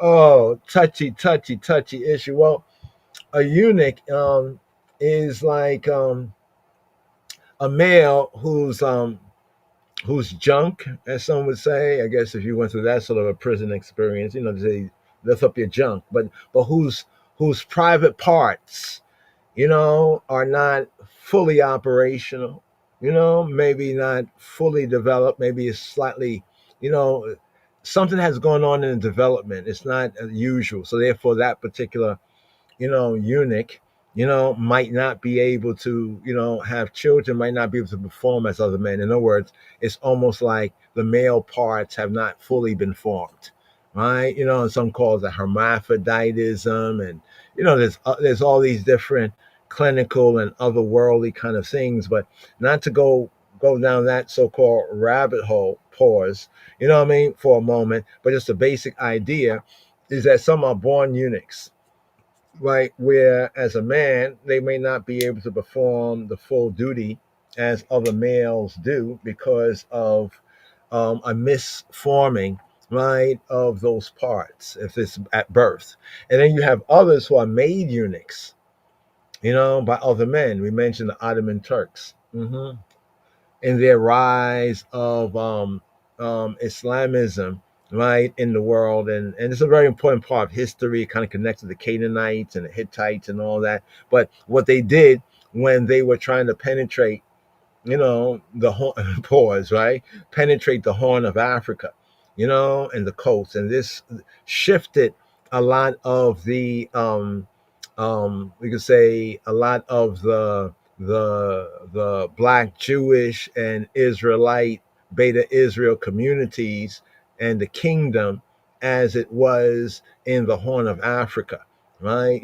This is a lot to do with, like, while we have Addis Ababa today, Finfinay, and even the Amhara and the Tigra. It has a lot to kind of do with history, how historical things affect other things. But be that as it may, many Ethiopians were, a good movie to see. It's kind of a long movie, but it's very educational if you're able to receive it, is that Lawrence of Arabia movie. You mentioned this before, but the Lawrence of Arabia movie. There's a scene in the movie, and some might object to it, but there's a scene where Lawrence, he's a British guy sent over there on a British mission. Because you remember that there's the British that beat the Ottoman Turks. When the British beat the Ottoman Turks, they stopped or slowed down the tide of Islamicism that was running rampant in that world. Now, we regard the progenitors of the Arabs to be partially related to Ishmael, but more to Esau, right? So we have a little different, understanding based on the facts and the evidence of, like, who Esau is and how that kind of pans out, historically. But we have the Ottoman Turks, and the Hittites were Canaanites. So the Ottoman Turks in that same region that the Hittites, the biblical, Hittites, they basically got into the Islam thing, almost like the Canaanites got into, Shemitic, things, and blend them and mix them. And they went rampant. They conquered Egypt. They conquered, the Levant. They conquered other places. They probably spread Islam, more than even Muhammad did, their prophet. But they tried to, and this is where a lot of communities that were Hebraic, Judaic along Africa, the coast of Africa, and even in Arabia were destroyed during the Mohammedan time for Muhammad, and then later on the Ottoman Turks.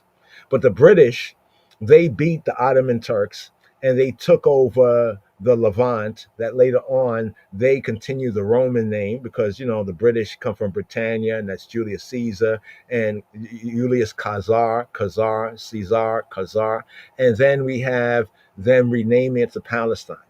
But the Ottoman Turks, during their effort to conquer places that were Christian and bring them under Mohammedanism, Isa. It's interesting that the Mohammedans call Yeshua. In Arabic, the Jewish and the Christian Arabs said Yeshu, to say Yeshua. But according to Mohammedans, they call Yeshua Isa. And according to the proper enunciation of Esau, it sounds very close to Isau, Isau, Isa, Isa, Isa, related to the word asa, to make, to do. Be that as it may, they captured a lot of, they would capture certain, they call them Ethiopians, but we know some of them could be Hebrews, some of them could be Israelites, but they captured many of the boys, and they would basically castrate them, when they're young. So it's said that before puberty, if a boy is castrated, he still grows up physically to what we could say is a man, but some things don't really develop because of the role that the scrotum, the gonads, what we say, the balls. You know how they say, like, when a young man, his voice is high, and then as he gets older or he shows more bass in his voice, we say like his balls drop. But the problem with the eunuch scenario, when a man makes other men eunuchs, is that once you cut that even though he gets older, right, certain hormonal things do not form, so that, and there's no balls to drop. It's a horrible thing, especially how it's done. Except in rare cases of punishment. You know what I'm saying? But be that as it may, that's what Messiah was talking about. So what I find interesting, that a lot of people haven't really picked up, all these other people we've heard, some I might have, but we haven't heard as of yet, that Potiphar was said to be an officer in translation. So when we read His Majesty, Haile Selassie, the elect of God, conquering lion of the tribe of Judah, right, with Ethiopia, this man, the man that was born there, when he says that, no doubt you all remember reading in Acts of the Apostles of how Philippos, the love of horses, but Philip, how he baptized the Ethiopian eunuch, right? No, he said the Ethiopian official. And his word sound is translated as the Ethiopian official. When I saw Ethiopian official there, I was like, he didn't say Ethiopian eunuch. I said, why didn't he say eunuch? So I was thinking, but then I went to research. And then I get to find out that even in the Hebrew, even the same word in the Amharic, that word right there is the same word Hebraically for officer. So in finding this note here tonight on the podcast, no, I didn't see it before, but finding this note here, we're just going to go from the Hebrew, right? The script, the word eunuch, it says here officer as it's translated, but in the Hebrew it's eunuch, right? So now imagine if we start to reread this based on that, just that understanding. And the Midianites sold him, speaking about Yosef, into Mitzrayim, right? What do you call the Tawi, properly. Some say Kemet. I was saying that too until I learned better. Tawi is the two lands. They called it the Tawi. Kemet is one part of the two.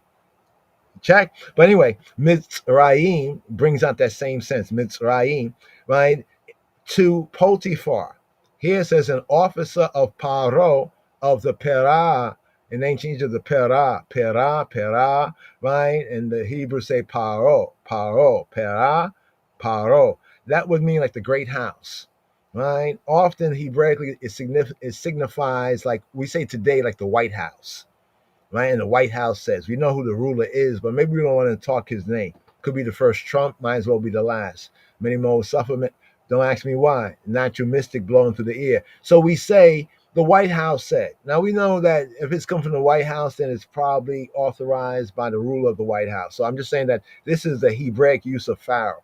Sometimes it seems to imply a particular man, like the king, but in the real context, the Hebraic context, it's like saying the White House, that government, that big house, that great house. Be it as it may, an officer of Paro, the Perah, right, the great house, a eunuch, right, and captain of the guard. So he's a eunuch. Remember when Yeshua said there are three kinds of eunuchs? There are those who are born eunuch. That means something happened, that's similar to a castration, right? That second kind of eunuch. Eunuch is made by men, right? I point out the Ottoman Turks, what they did. It was some freaky weirdo stuff.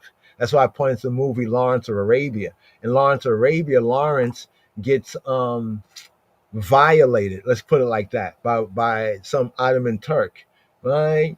And this drives him crazy. But what was so interesting is that when I saw that part, I went back into research, something I read very curious, where the Ottoman Turks during the Islamic times, where they had a fetish for finding young Ethiopian males. Like some of these people, they have certain fetishes that are basically abominations, to'eba, right, according to Torah. And this is one of them, where they would basically capture these young boys and keep them in these harems and all this crazy stuff. But it opened me up, pause. It opened my understanding, right, up to the fact that this word saris, right? Let me do this right here so you can see this right here. 'Cause I keep talking about it. It might be another word. I might have to say, okay, I was right. Saris, right? Saris, right? So the BDB, Brown, Drivers, and Briggs says official, a eunuch. So when I read what His Majesty wrote, when he said, no doubt you all remember reading when Haile Selassie, right, the elect, the chosen of God, the elect, right, the occupant on the throne of David. When he said what he said, that no doubt you remember reading how Philip baptized the Ethiopian official. I said official. I said, wow, let's keep it official, right? But then I began to connect the dots with Potiphar, right? Potiphar, right? Potiphar, right? Here they call him the officer of Pharaoh. Remember what Christ said, there's three kinds. Some are born that way, some are made by other people, men that way, and some make themselves a eunuch for the kingdom. So it seems to have a twofold sense, but people only looked at it in one, like a one way, because the understanding that this officer of Pharaoh, right, was actually a eunuch.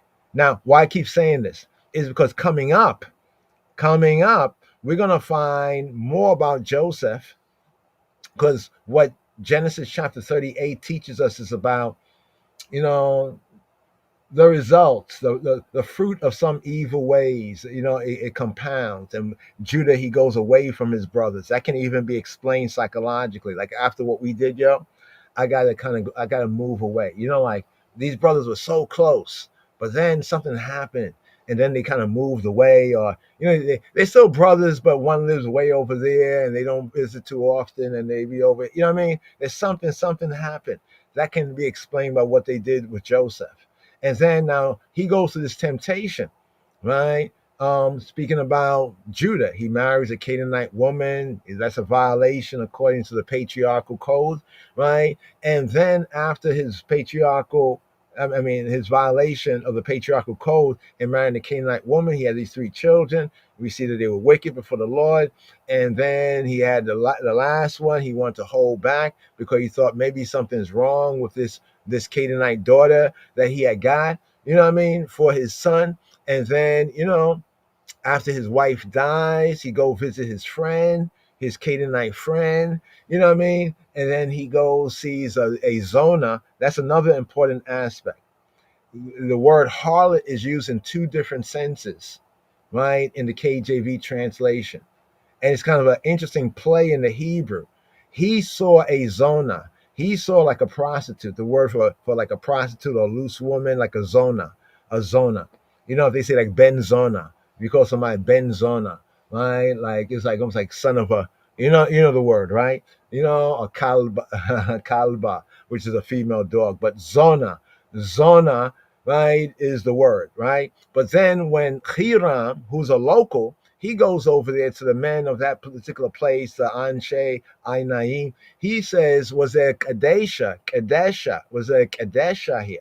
Like a sacred temple, like a prostitute, one who is set apart, the Kadai sense, but set apart to immoral, sexual, cultic rites. So that connection of almost like the eyes wide shut, and this kind of conspiracy thing where they have sexual rites and rituals that are connected with some form of worship. Well, that's exactly what we have here. When Hira went there, he said, was there Kadesha here? And they said there was no Kadesha, right? But now Judah, Yehuda, he thought it was a zona. So there's these two different words that are being used, whether it's just like a zona, or we call prostitute, unconnected with temple rights, or some sort of a evil order, you know what I'm saying? Or one who is connected with a lot of these ancient worships of the other gods, had to do with certain immoral sexual activities. It's like what they say nowadays, some so-called secret society initiations. You know what I mean? Just an interesting, ain't nothing new under the sun. Now I know I kind of went ahead right there because going ahead, right, we have Joseph, he gets tempted. So Judah, he gets sexually tempted, right? And he falls, right? But then we get his brother, Joseph, right? He goes through sexual temptation and he's able to withstand. Right? So, like when it says in the New Testament about young men fleeing from youthful lust and everything, both of them are still pretty much young men. You know what I'm saying? Of course, Joseph is younger, but the younger man was able to endure, while Yehuda, right, who will later on become, you could say, like that symbolic firstborn among Israel, you know what I mean? How he fell. So therefore, the Mr. Vegas audible where he's having a debate with Geno Jennings, because Mr. Vegas wanted to defend not calling women like whores and sluts and whatever about how they dress and other things, where Geno Jennings and others have pointed this out.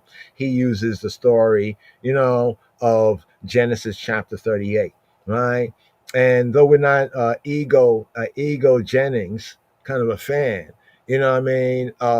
I think his, it's an interesting debate, right? But I just want to point this out that if the officer of Pharaoh was a eunuch, could that now even make the narrative of Joseph and Potiphar's wife, her sexual lust after Joseph?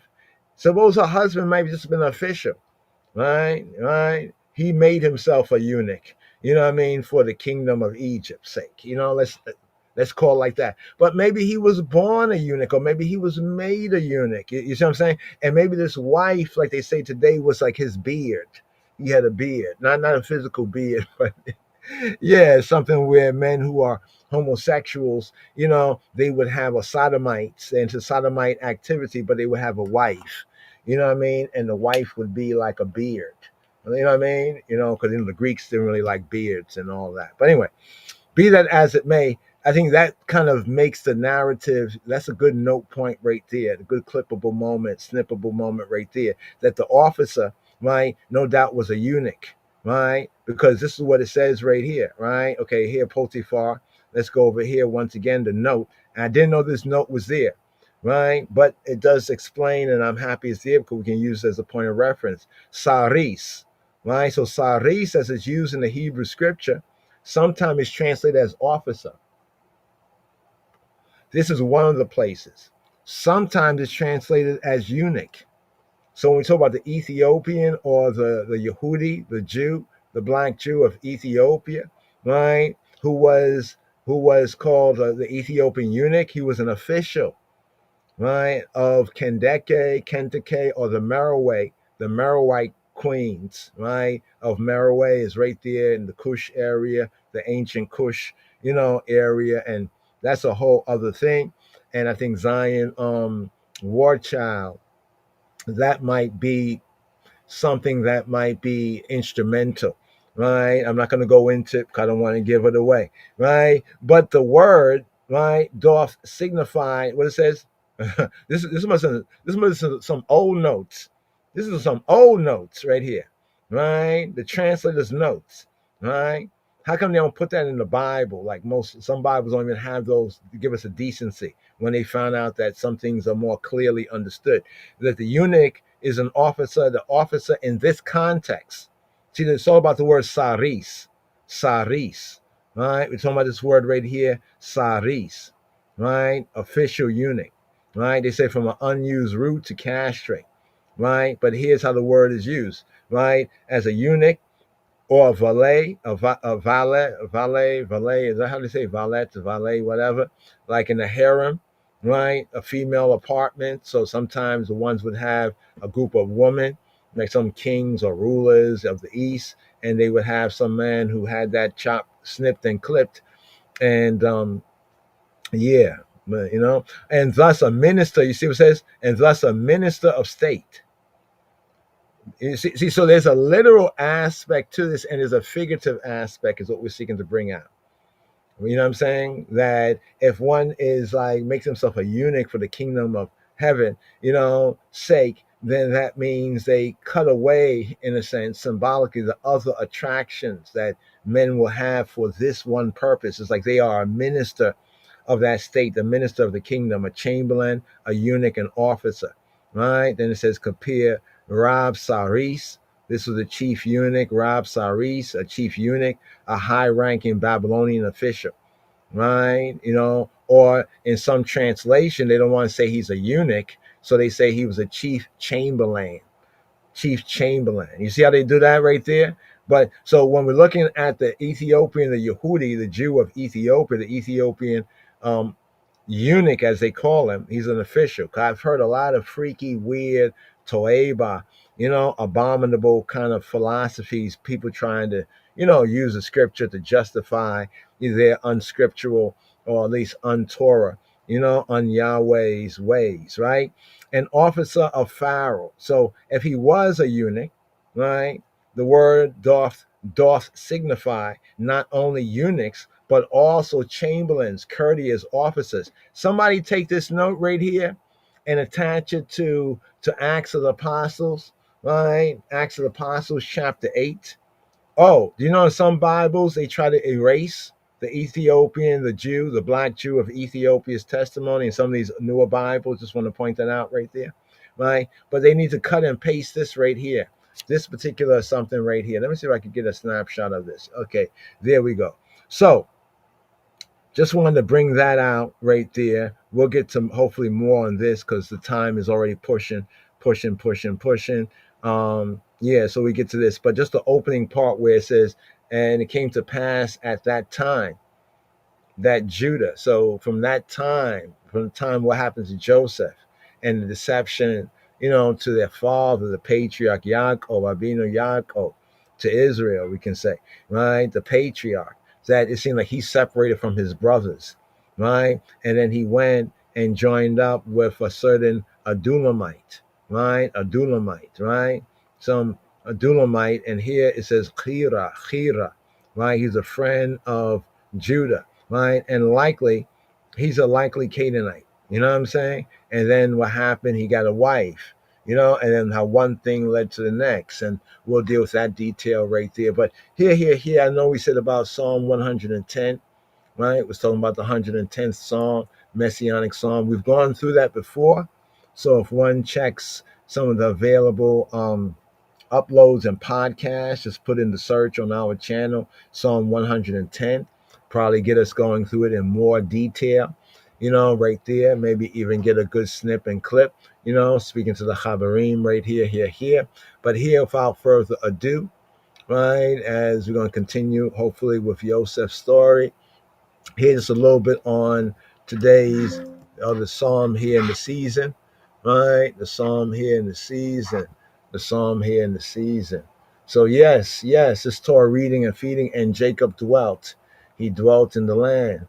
And also coming up, I want to touch on the 4 Hebrew words for man, right? And the significance, because we spoke about that on the Monday podcast, right? When we say, why was Yosef Ha'ish, right? Not Ish, right?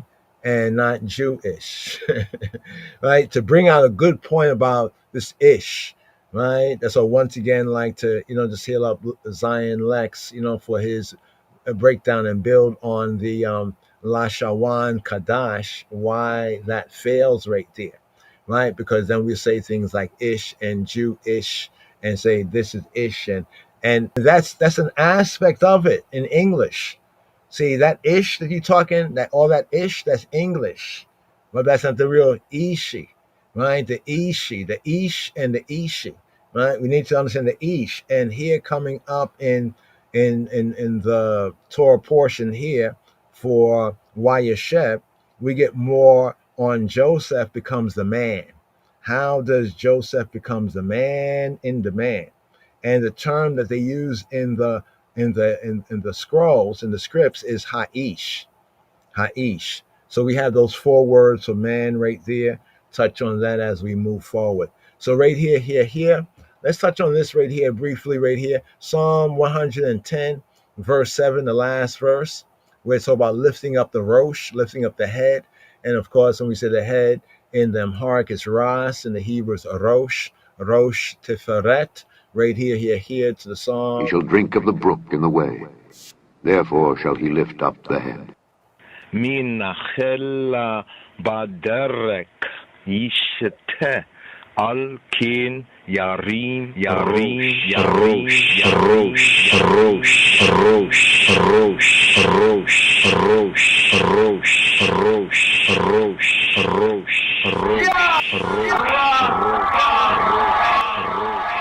He shall drink of the brook in the way. Therefore shall he lift up the head. He shall drink of the brook in the way. Therefore shall he lift up the head.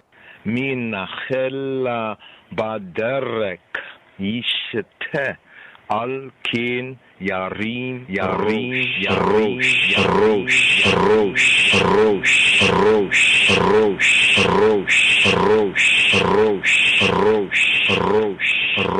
He shall drink of the brook in the way. Therefore shall he lift up the head.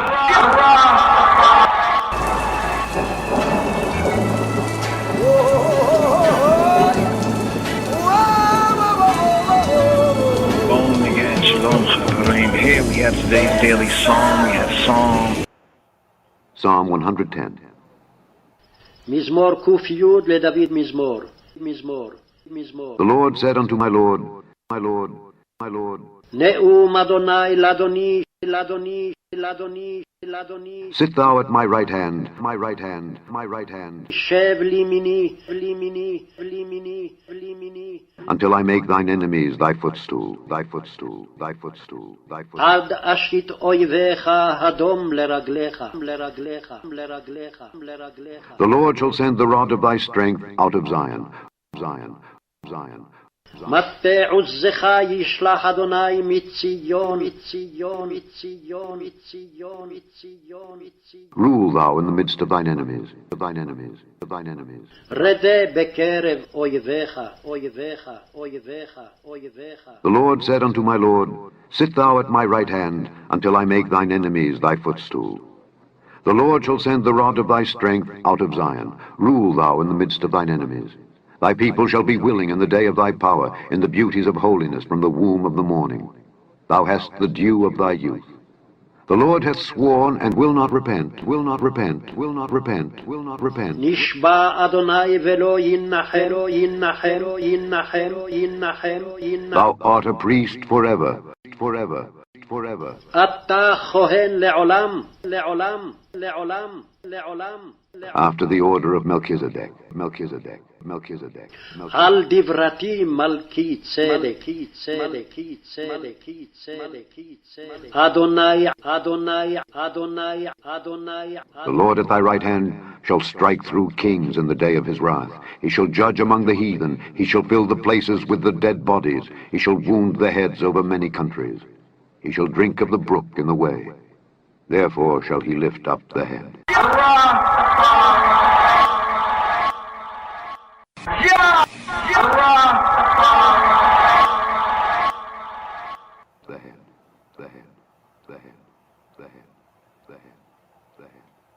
Yes. So here, Psalm 110, just a little short something right here on the far eye, right? Far eye, right? Hebraically, and the locks in connection with this psalm. When men grow their hair, Also connected with the Song of Deborah, the Song of Judges, I think Judges chapter 5. This is a little short excerpt right here before we go on the outro, but something for you to There hear. we go. The willingness. The willingness is. Now, the part that really caught my attention is how the Hebrew says when men let grow their hair in Israel. But the authorized, or the version that we have in the English, like the King James, it instead translates it as for that the leaders took part, or the leaders took the lead. See, it kind of totally obscures, right, the Nazarite connection.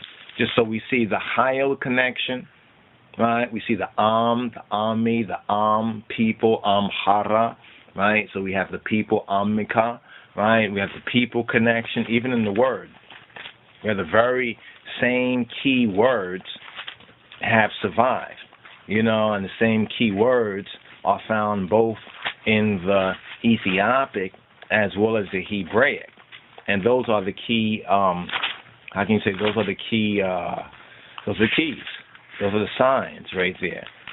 Now, let's go right here to, the Song of Deborah and Barak. Then Deborah sang, right? And they say sang. Then sang Deborah and Barak, the son of Abinoam, on the day, saying, Praise ye the Lord for the avenging of Israel, when the people willingly offer themselves. Now, so they translate here the avenging of Israel in verse 2 of Judges chapter 5, but a more correct translation of it would be when men let grow their hair in Israel, right? Or what we can say is bifroa peraot, beef roa, or beef roa peraot be Yisrael, right? When men let grow their hair in Israel, when the people offer themselves willingly. Barku Yahweh. Bless ye, y'all, Barku, all of y'all, right? Bless Yahweh. Bless Yahweh. The translation that we're familiar with is praise ye the Lord for the avenging of Israel. So the phrase, the avenging of Israel, is actually when men knot up. When men let grow their hair, right? When men let grow their hair. We went through the footer here because they say the difficulty of translating the phrase bifroa peraot has led to many conjectures. The root para has been connected with the Arabic farah, Rastafari, and eminent man, Rastafari. And the rendering given in some versions is for that the leaders took part or took the lead, so forth and so on. But the best translation or the best understanding connects the root pera'ah, the head of long hair, as you can compare that with Leviticus 13:45 and Numbers 5 and 18. Some commentators explain it as referring to the unbound and streaming hair, the locks, the nati of the warriors who had consecrated themselves to the war of liberation. We have this even in Ethiopia, the fuzzy wuzzies and that whole process. You know what I mean? Or the what do they call it again? They have these different names for the growing of fuzzy wuzzies is one of them I like. The big woolly afros, and that's just one step towards the locks, or one variation of the same growing of the hair, right? So that part really needs to be brought out. See, we're not even getting into a full study of the Song of Deborah right here, just addressing some of the basic link between Psalm 110, verse 3, and the Song of Deborah and Barak, in Judges chapter 5, verse 2. But the people offer themselves willingly. Right. So we have to think on a certain level.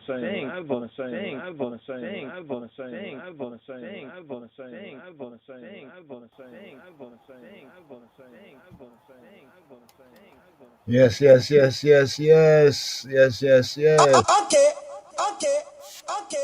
Lion of Judah Society. The full on that right there from Judges 5 and 2, and we have the same phraseology about the people offering themselves willingly, more on that. But here, just to seal up, give thanks, brothers and sisters. That's a whole other build, and it needs to be built. But at least that connection, ones and ones can kind of research and even explore it. Go to the points of reference with speaking about Judges chapter 5, verse 2, the Perah, which is Perahot from the Para, has to do with the growing of the locks. Once again, just to bring this out right here. This is an important verse here. As we mentioned, praise. Actually, here it's actually Barak. You see that there?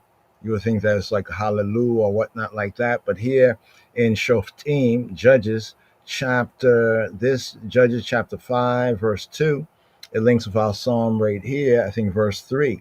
When people willingly offer themselves, Psalm 110. Here the English praise ye Yahweh for the avenging of Israel when the people willingly offer themselves. Let's break down the Hebrew right here. Let's go to that Tanakh, but let's go to this so we can show the words. It says, Bifroa Peraot Be Yisrael Be Ehita Nadev Am Barku Yahweh Bifroa.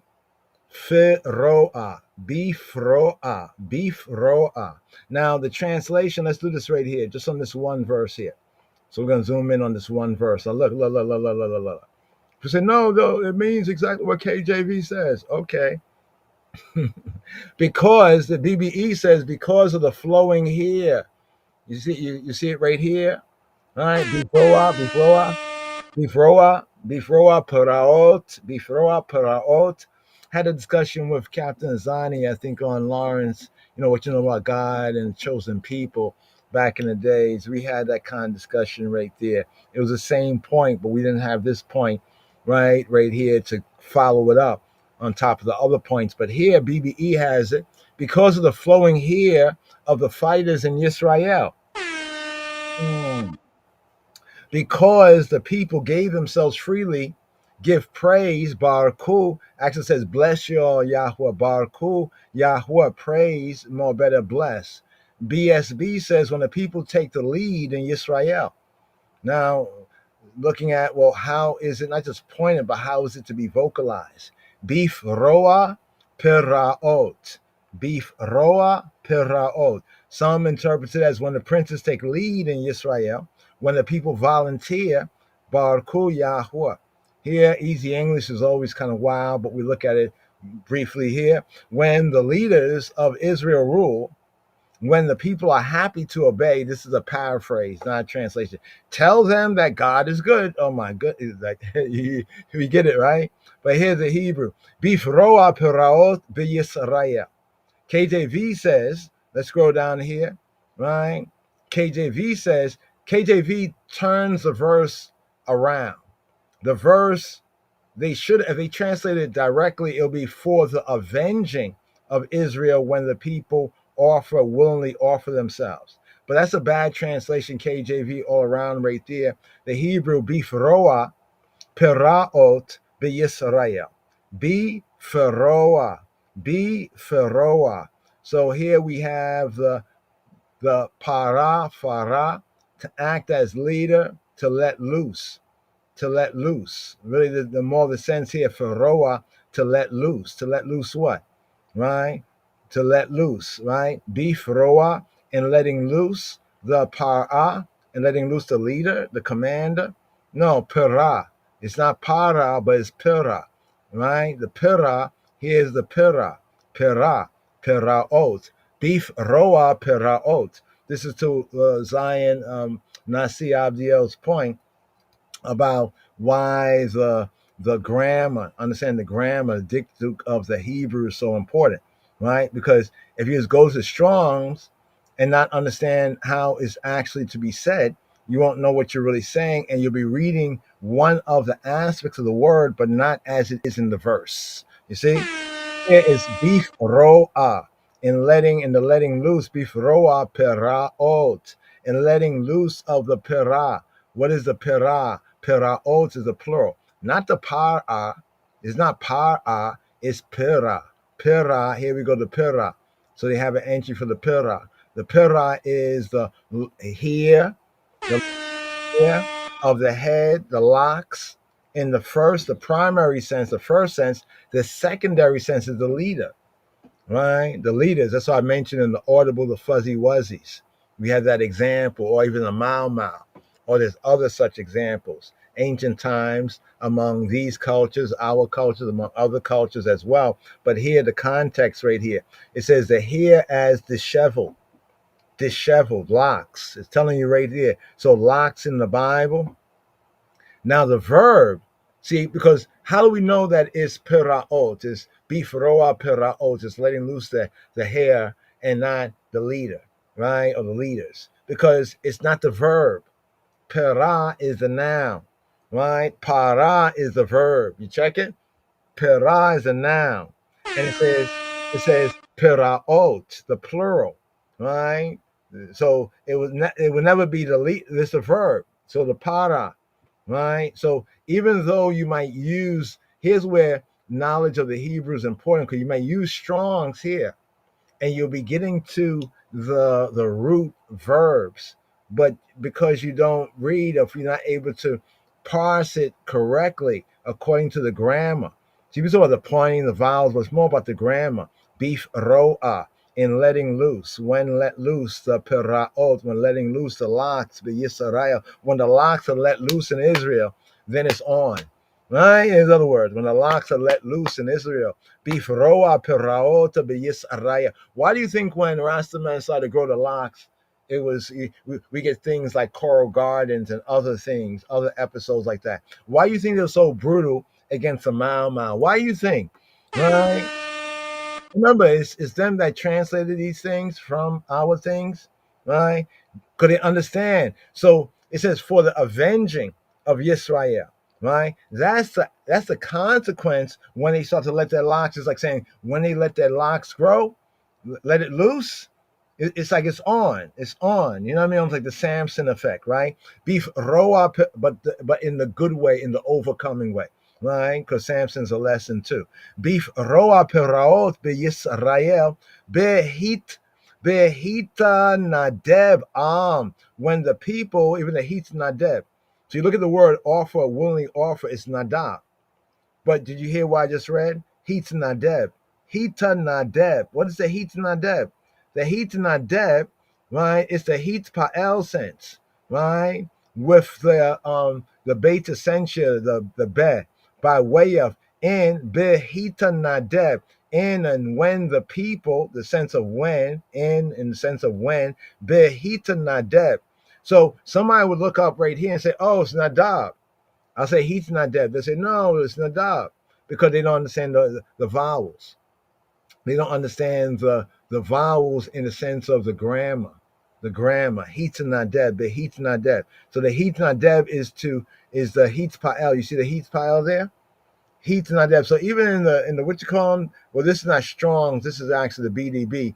The BDB breaks it down. That's why we like the BDB side by side with the Strong. Strong's bring it out like this, but unless you really know the grammar, people might, it doesn't mean to impel, to volunteer, right?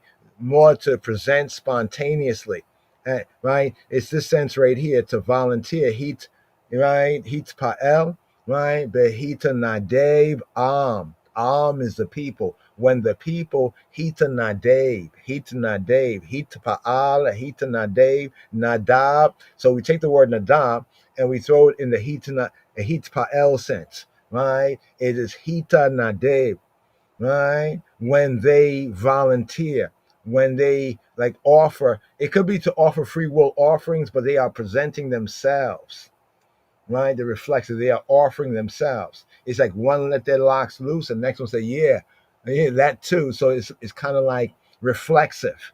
You know what I mean? It's like encouraging. It's like strengthening. Then when we say chazak chazak or nit chazek, you see what I'm saying? Nit chazek, make we chazak one another. It's the heat pa'el sense. You see what I'm saying? So this is why the grammar is very, very important right here. So if you know the grammar, then some of that can be helpful in the links, the blue letter links. But if you don't know the grammar, you might have some misconceptions and might not even know what you're missing.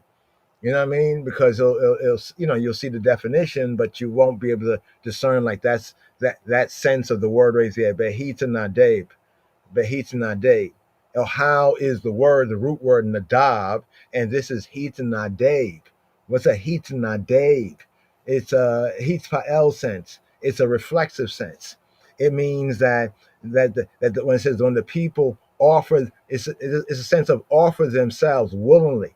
They volunteered themselves. They were like self-volunteering each other. We were all volunteering one another. That sense. We were all willing, right? And we made each other willing and became willing. That's the sense. It's like activities going on, something going on here, right? That's why the last part of the verse is Baruch Yahweh, bless Yahweh, right? Bless his name, Baruch. That's why it's here. If you notice, they even say praise ye, and some people will think because of hallelujah, they'll think like the praise there is hallelujah.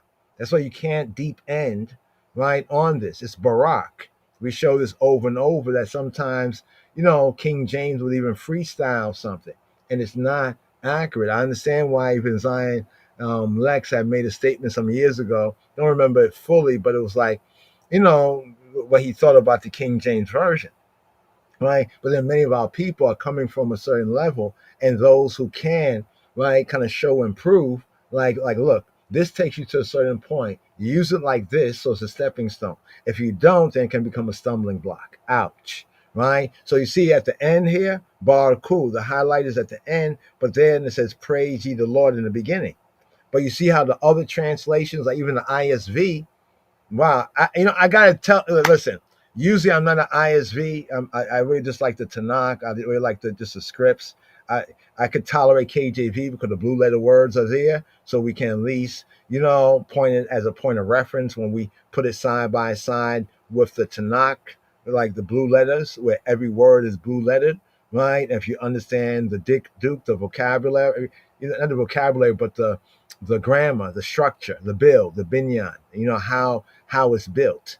This is how we build it. Baruch. So this one is actually better than the KJV. And in other cases, you'll hear me say the opposite because that particular verse or area is more or less correct as a stepping stone. ISV says, when hair grows long in Yisrael. Boom. That's a mic drop. When hair grows long in Yisrael. How come nobody brought this out? Right? How come nobody brought this out? Watch. When some of these guys get to find this and they got locks, oh man, they're going to be doing 153 videos. Or shorts. Hopefully, our fellow Chabarim can, clip, snip and clip this as well. But we're going to keep it pushing because the truth is out there. Just get it in here. When hair grows long in Yisrael, when the people give themselves willingly, bless the Lord. Besides Lord, this is a pretty good translation here, right? Beef roa piraot b'Yisrael behita nadev am baruch Yahweh baruch, bless y'all, right? Empowered to prosper, he who be, bless his cause, bless his name, right? Let's go over here. I mean, even the Koine Greek, right? Eulogete ton krion, right? Even it has the same thing in the Greek. The Greek is basically Greek, but it's Hebrew thought, it's Hebrew mind. Let's go over here. When leaders took the lead in Israel, nah. I mean, the leaders, as they said, the ones who grew their locks, right? And yeah, Right? Yeah. Then in that sense, you know what I mean, like the fuzzy wuzzy. But no, that's not good right there. When the people answer the call to war, there's nothing mentioned there about war overtly. Praise the Lord. They got the order of praise the Lord or bless Baruch at the right point at the end of the verse. But let's look at this one here. This one's a little bit better because they say, be blessed, Lord. No, that's a poor translation because it says Baruch. Baruch means y'all, you all bless he who be. It's not saying that the Lord is blessed. That will be Baruch. Baruch Yahweh. You see how the build is important? Barak, to bless. Here it says Baruch. It's like a command to you all. So I'm saying to all of y'all, bless he who be. Baruch Yahweh, bless y'all. Right? And then y'all will respond by saying Baruch Yahweh. That's how it goes. Baruch Yahweh. Y'all respond Baruch. So here the translation is as though the original said Baruch Yahweh. It says be blessed, Lord. Right? Because Baruch Yahweh is more like saying he is blessed. He who be is blessed. Be blessed. He is blessed. He is empowered to prosper. Lastly but not leastly, while WB also let it down, it says when leaders took the lead in Yisrael, no, bifroa peraot, right? Bifroa, and letting loose the locks in Israel, letting loose the locks, right? Devoting oneself. Bifroa peraot be Yisrael. So this ancient idea that like the locks, right, in certain contexts, had to do with warriors, right, is true in the Hebrew context, especially as we seek to bring out right here, not with those below the Hebrew, but these right here. Like this one is probably the best one from the English, with the exception of LORD. LORD is the Gentile Tetragrammaton. I don't like to even say the Gentile Tetragrammaton. I'll say if I have to, but the LORD. But here, Bifroa, Peraot, Be Yisrael, Behita Nadev Am, Baruch Yahweh. When the hair grows long, Bifroa, when it's let loose, Peraot, the locks, Be Yisrael, in Israel, right? Behita Nadeb Am, when the people offer themselves, willingly volunteer themselves, Baruch Yahweh. Then, so when these things happen, it's like saying, then bless and power to prosper Yahweh, he who be who he be. Now, why is that important right here? Just to sum up, just so that main point we're sharing right here comes out. Let's go over here. Here we go, Psalm, right? So here we go right here. In this Psalm right here, let's bring out this verse 3, right? Verse 3. It says, KJV says, thy people willing in the day of thy power, in the beauties of holiness, from the womb of the morning, thou hast the dew of thy youth, right? Here, translators know, more than the womb of the morning, thou shalt have, etc., etc. Okay, let's get to Hebrew up here. Let's go down here to Tanakh. It says, Ameka nidabota biyom cheleka be hadarei kodesh meya rechema mishachar leka al yala duteka. Al, the dew, Yalduteka, the dew of thy youth, thy Yaldut, Yalduteka. Yaldut is like childhood, like youth. When you are youth, Yeled, like a youth. Yeah. So here, what do we have here? Amika nidabo to biyom cheleka. Amika, your people, nidabo, will be willing biyom in the day cheleka. Right? Or some would say, Amecha nidavota beyom chelecha. Modern Hebrew, Amecha nidavot beyom chelecha. More ancient pointing, Ameka nidabota beyom cheleka. Cheleka. right? Notice right here, Chelaka is highly, highly, highly, highly, highly. Yes, it's highly, highly. It's a Chayil. So when they say, "Oh, Chayil is not," when some campers say that Chayil is not Hebrew and da da da da, and like Haile Selassie, Chayil as in Haile Selassie. You see what I'm saying? So here, Chayleka. So here it's saying your people Nedabot. Your people will be Nedaba, Nedabot. Will be willingness. There'll be free will. There'll be voluntary. There'll be willingnesses. They'll have that spontaneity, right? As what happened, right? Even we go back to the Roaring 20s, coming to the 30s, and the fascists, the Romanists, right? The Romans, the people who crucified Christ, right? That's what it says, right? It says that Antichrist will come from the people who crucified Christ. Oh, you thought it was the Yehudi. Oh, yeah, I get you. But actually, it was the Romans, right? It was the Romans. So notice something. It was the Roman Catholics who blessed the bombs of Benito Mussolini with the WMDs against, right, the man that was born there with Ethiopia. This man was born there, right? And what happened among once lost, now found? This is the roots for us as Hebrews and Israelites getting into the commandment keepers, royal order of the Ethiopian Hebrews. What happened? There was that willingness, right? The willingness. Like some say, oh, some of the campers, the one West will say, oh, they are brothers, yes, but they'll say, oh, black people wanted to fight for everybody. They wanted to fight for Ethiopia. Well, for good reason, for good cause. The ancestors then understood the prophecy, and they understood the Hebrew much better than some of this Lashon Kodash stuff. You know what I mean? So they understood, but the spirit, right? The spirit, right? In spirit and truth. Ameka Nadabo. So Ameka, your Amo Yisrael, Ameka. So here speaking to a man. Ameka. Amecha, I'm talking to a man. I'm saying like your people. Right? Ethiopians at home and abroad, are you not as the children of Ethiopians unto me, O children of Yisrael? Right? Do we have that audible there? We have that clip there. Do we have that clip there concerning the children of the Ethiopians? Right? We might not have that available. No, that's not. We're gonna have to bring that one up right here. That's Amos 9 and 7. Be that as it may, right? Here it's saying in the day of your power, Chayil.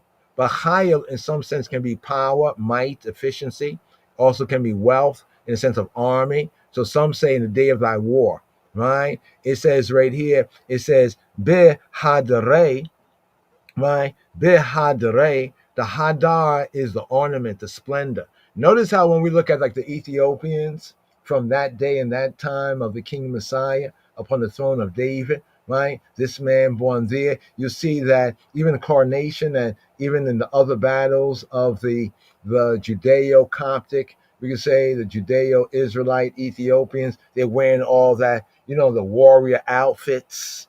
That's the Hadarei, right? The splendor, the majesty, the honor, the glory. Where it says Behadarei Kodesh, the Hadarei of what? The set apart, the Kodesh, the apartness, holiness, right? The holiness of Yahweh, that set apartness, that separateness, that sacredness. Remember we talked about Zion, where's Zion? What are the true scriptural qualifications? The throne of David in continuity. You see what I'm saying? And the sanctuary, right? We have the Ark of the Covenant, the priesthood. David had a son named Solomon. Solomon had a son named David that renewed the kingdom of David in the tops of the mountains, right? So Ethiopia man was born there. This is to make the Ethiopian connection here with the psalm right here. It says, May Rechem Mishchar, May Rechem Mishchar, May Rechem, from the womb, right? From the May Rechem. The Rechem is the womb, but also elsewhere, the womb man. Rastaman, the first one I heard talk about womb man, but now I see it's in their dictionaries. I'm like, whoa, look at that. Well, ain't is now in the dictionary. So I guess we were saying things and then he picked up and put in their dictionary. So here we have womb man. Check it out, y'all. Womb man, right? Right? The Rasta man that discovered womb man in the Hebrew. Here we go, womb man. You see? So they thought these people are crazy. It says a man and womb man. That's not a word. Well, you see, this is the rechem, the womb, right? Now they're trying to put a womb in a man, right? I mean a male, right? But the womb is in the man, the womb man, right? Who's a female, male and female. You remember that one? The womb. So here, this word elsewhere is translated as the matrix, right? So it says Meya rechem Mishchar, from the matrix of the dawn, from the matrix of the dawn, from the womb of the dawn, right? Mishchar. Mishchar is the dawn. From Shahar, the breaking of day. You know, the first light, the breaking of day, the daylight, the Shahar, right? The early rise, the light, right there. May Shahar, the dawn, up at early. Right? There we go, right there. There. It says, Lekah, to the eye, Tal, is the dew, the tal, the dew, the mist, right?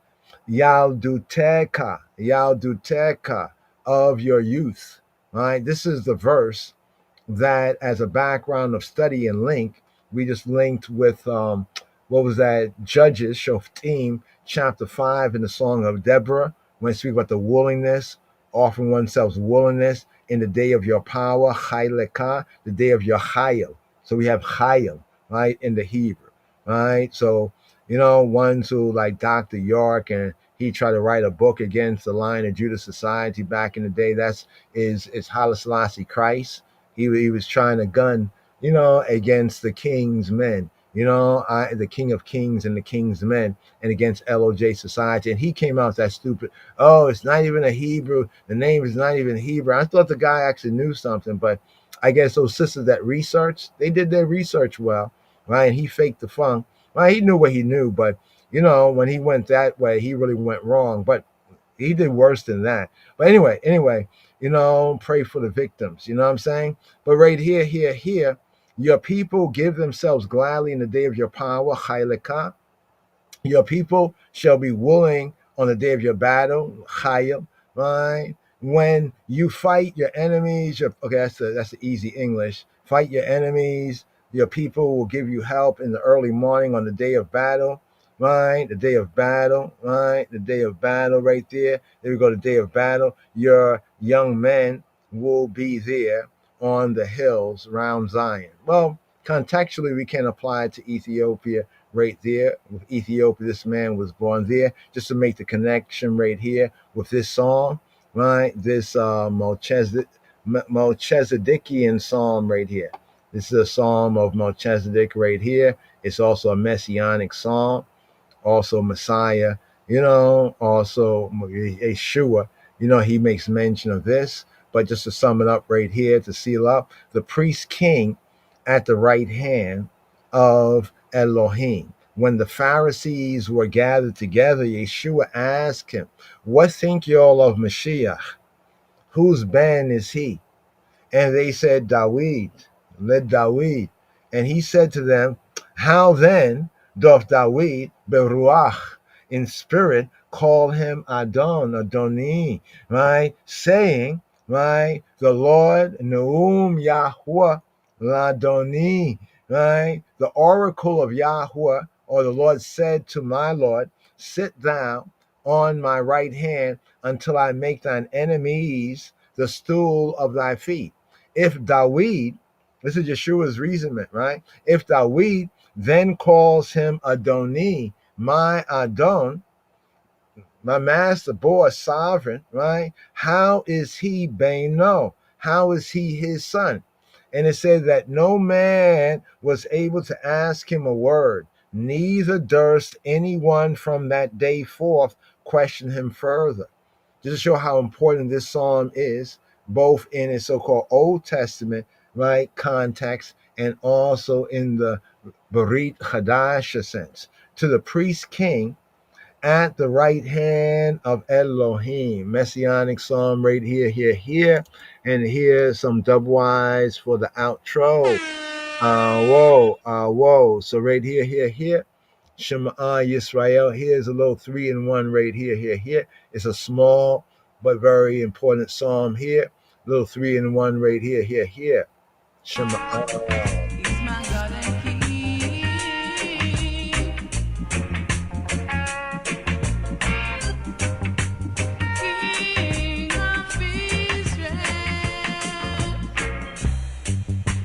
Psalm 110. The Lord said unto my Lord, Sit thou at my right hand, until I make thine enemies thy footstool. The Lord shall send the rod of thy strength out of Zion. Rule thou in the midst of thine enemies. Thy people shall be willing in the day of thy power, in the beauties of holiness from the womb of the morning. Thou hast the dew of thy youth. The Lord hath sworn and will not repent. Thou art a priest forever, after the order of Melchizedek. The Lord at thy right hand shall strike through kings in the day of his wrath. He shall judge among the heathen. He shall fill the places with the dead bodies. He shall wound the heads over many countries. He shall drink of the brook in the way. Therefore shall he lift up the head.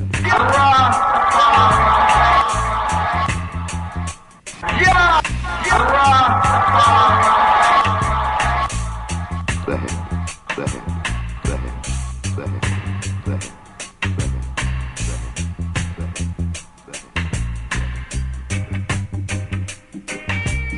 מזמור ק"י לדוד מזמור. נאום אדוני לאדוני שב לימיני, עד אשית אויביך אדום לרגליך. מטה עוזך ישלח אדוני מציון, רדה בקרב אויביך. עמך נדבות ביום חיליך, בהדרי קודש מרחם משחר, לך טל ילדותך. נשבע אדוני ולא ינחם, אתה כהן לעולם. על דברתי מלכי צדק, אדוני על ימינך, מחץ ביום אפו מלכים.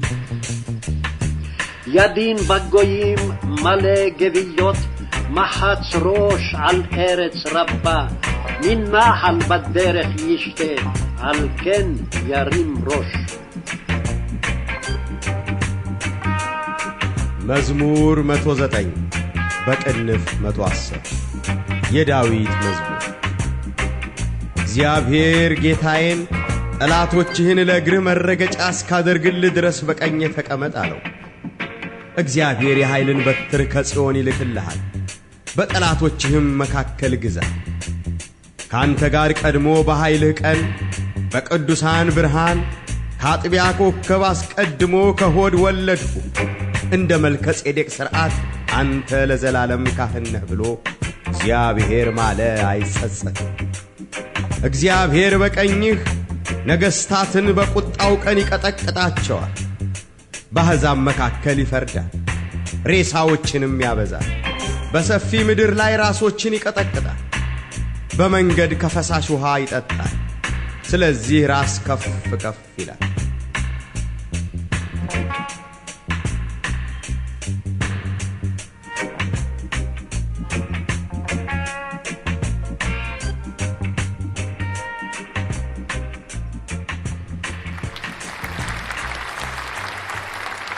Lion of Judah Society.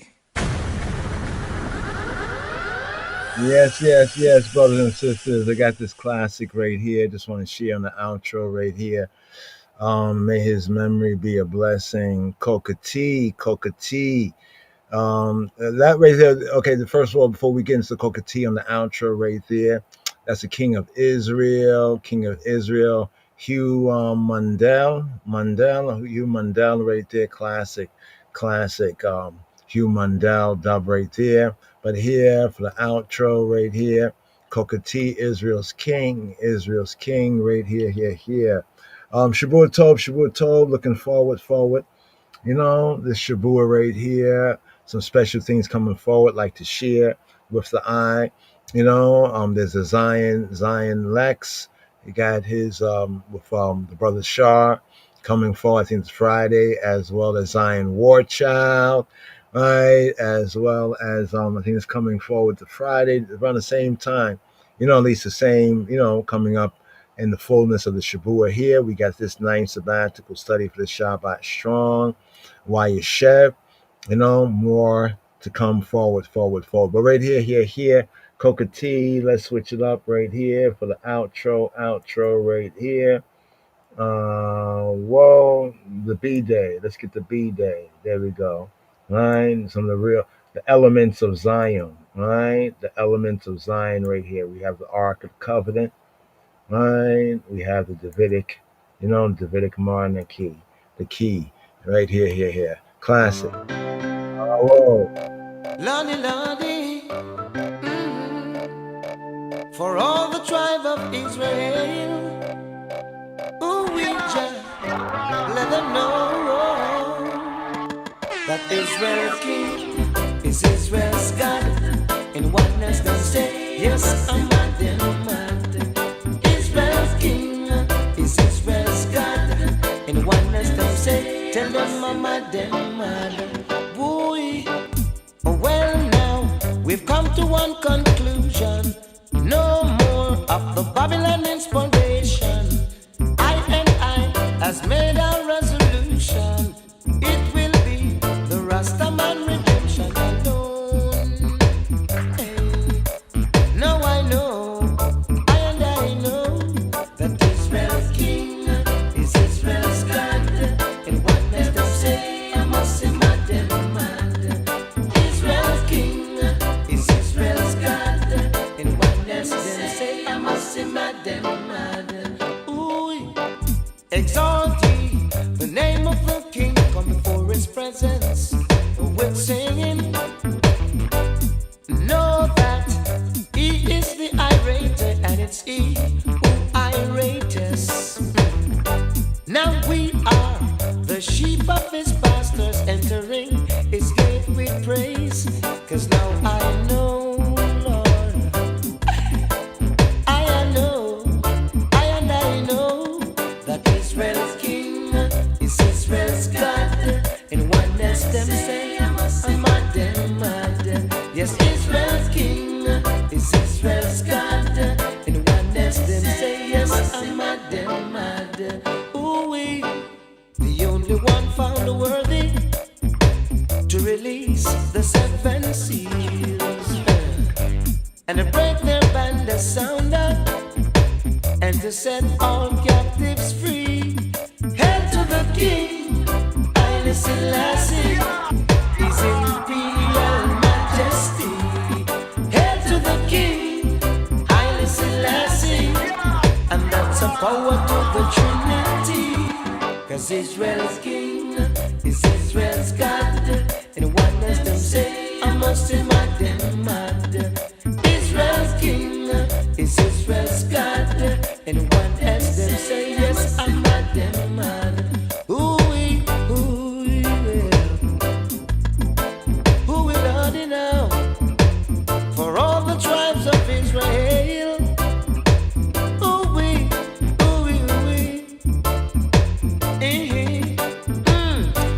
Well, now we've come to one conclusion.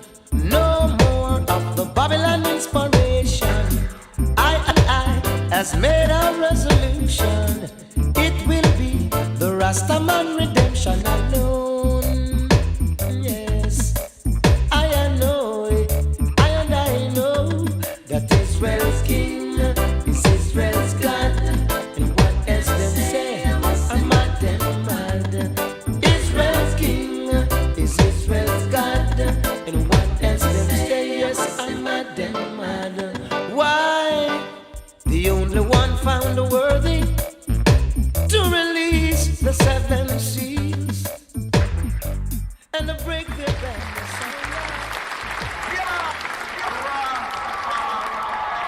yeah, if you're inspired to share this here, Midnight Kingdom Tree. More lion warrior to me. All praises to his majesty. Child of a night action for the hey.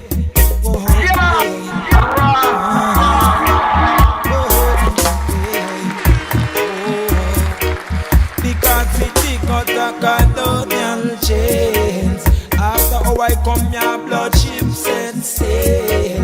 It's the Ija put me manage heaven herb gates. Rasta man of a set mountain. That day must come again. To battle and chicken Selassie I name. What a long eternity time frame. Create the forces you aspiring to tame. To humble within wrong is righteous spirit. That is good spirit. Yeah. the kingdom trees balancing over it. Hey, hey, hey, hey. Come here to see the old dragon slain. Come here, come build man, cause man build I say. Want me walk this through thy mental pain. Me youth hygiene gone in again. The humble within wrong is good spirit. That is good spirit. That is good spirit. Yes, in the kingdom trees balancing over it.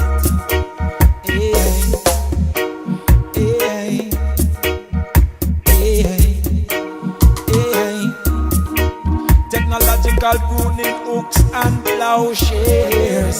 Every room full of back camera these days.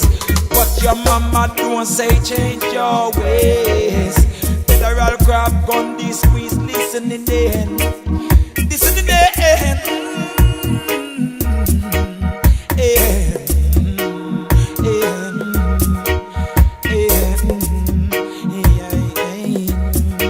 What could evolution of the elements became but a genius of a stupid game? To them, matter is a constant shame. What kind of manners we arrange them brain? Humble within wrong is good spirit. That is good spirit. That is good spirit. Yes, in the kingdom trees balancing over it. Yeah, come here to see the old dragon slain. Come here, come build man, cause man be like same. Well, what we suit I mental pain. Me youth hygiene gone down again. To humble within wrong is good spirit. Within wrong that is good spirit. Yes, in the kingdom trees balancing over it. Yeah.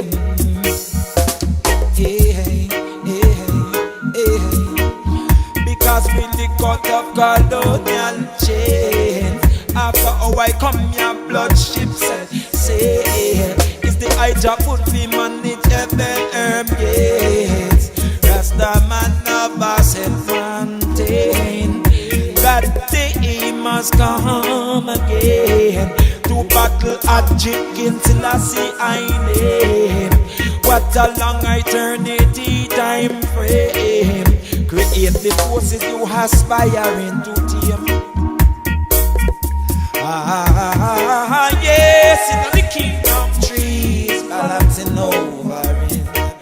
Yeah, well over it.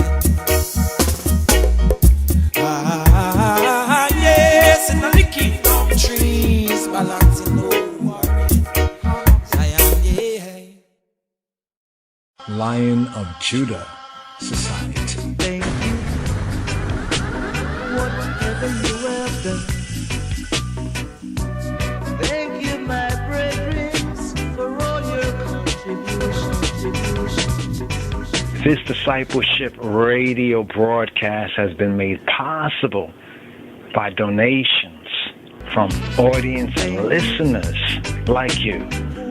Give thanks. Thank you very much, Miss Ghana. This discipleship radio broadcast has been made possible by donations from audience and listeners like you.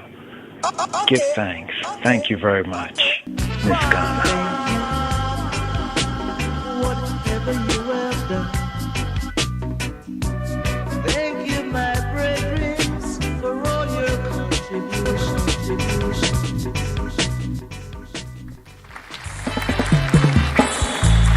Lion of Judah shall break every chain.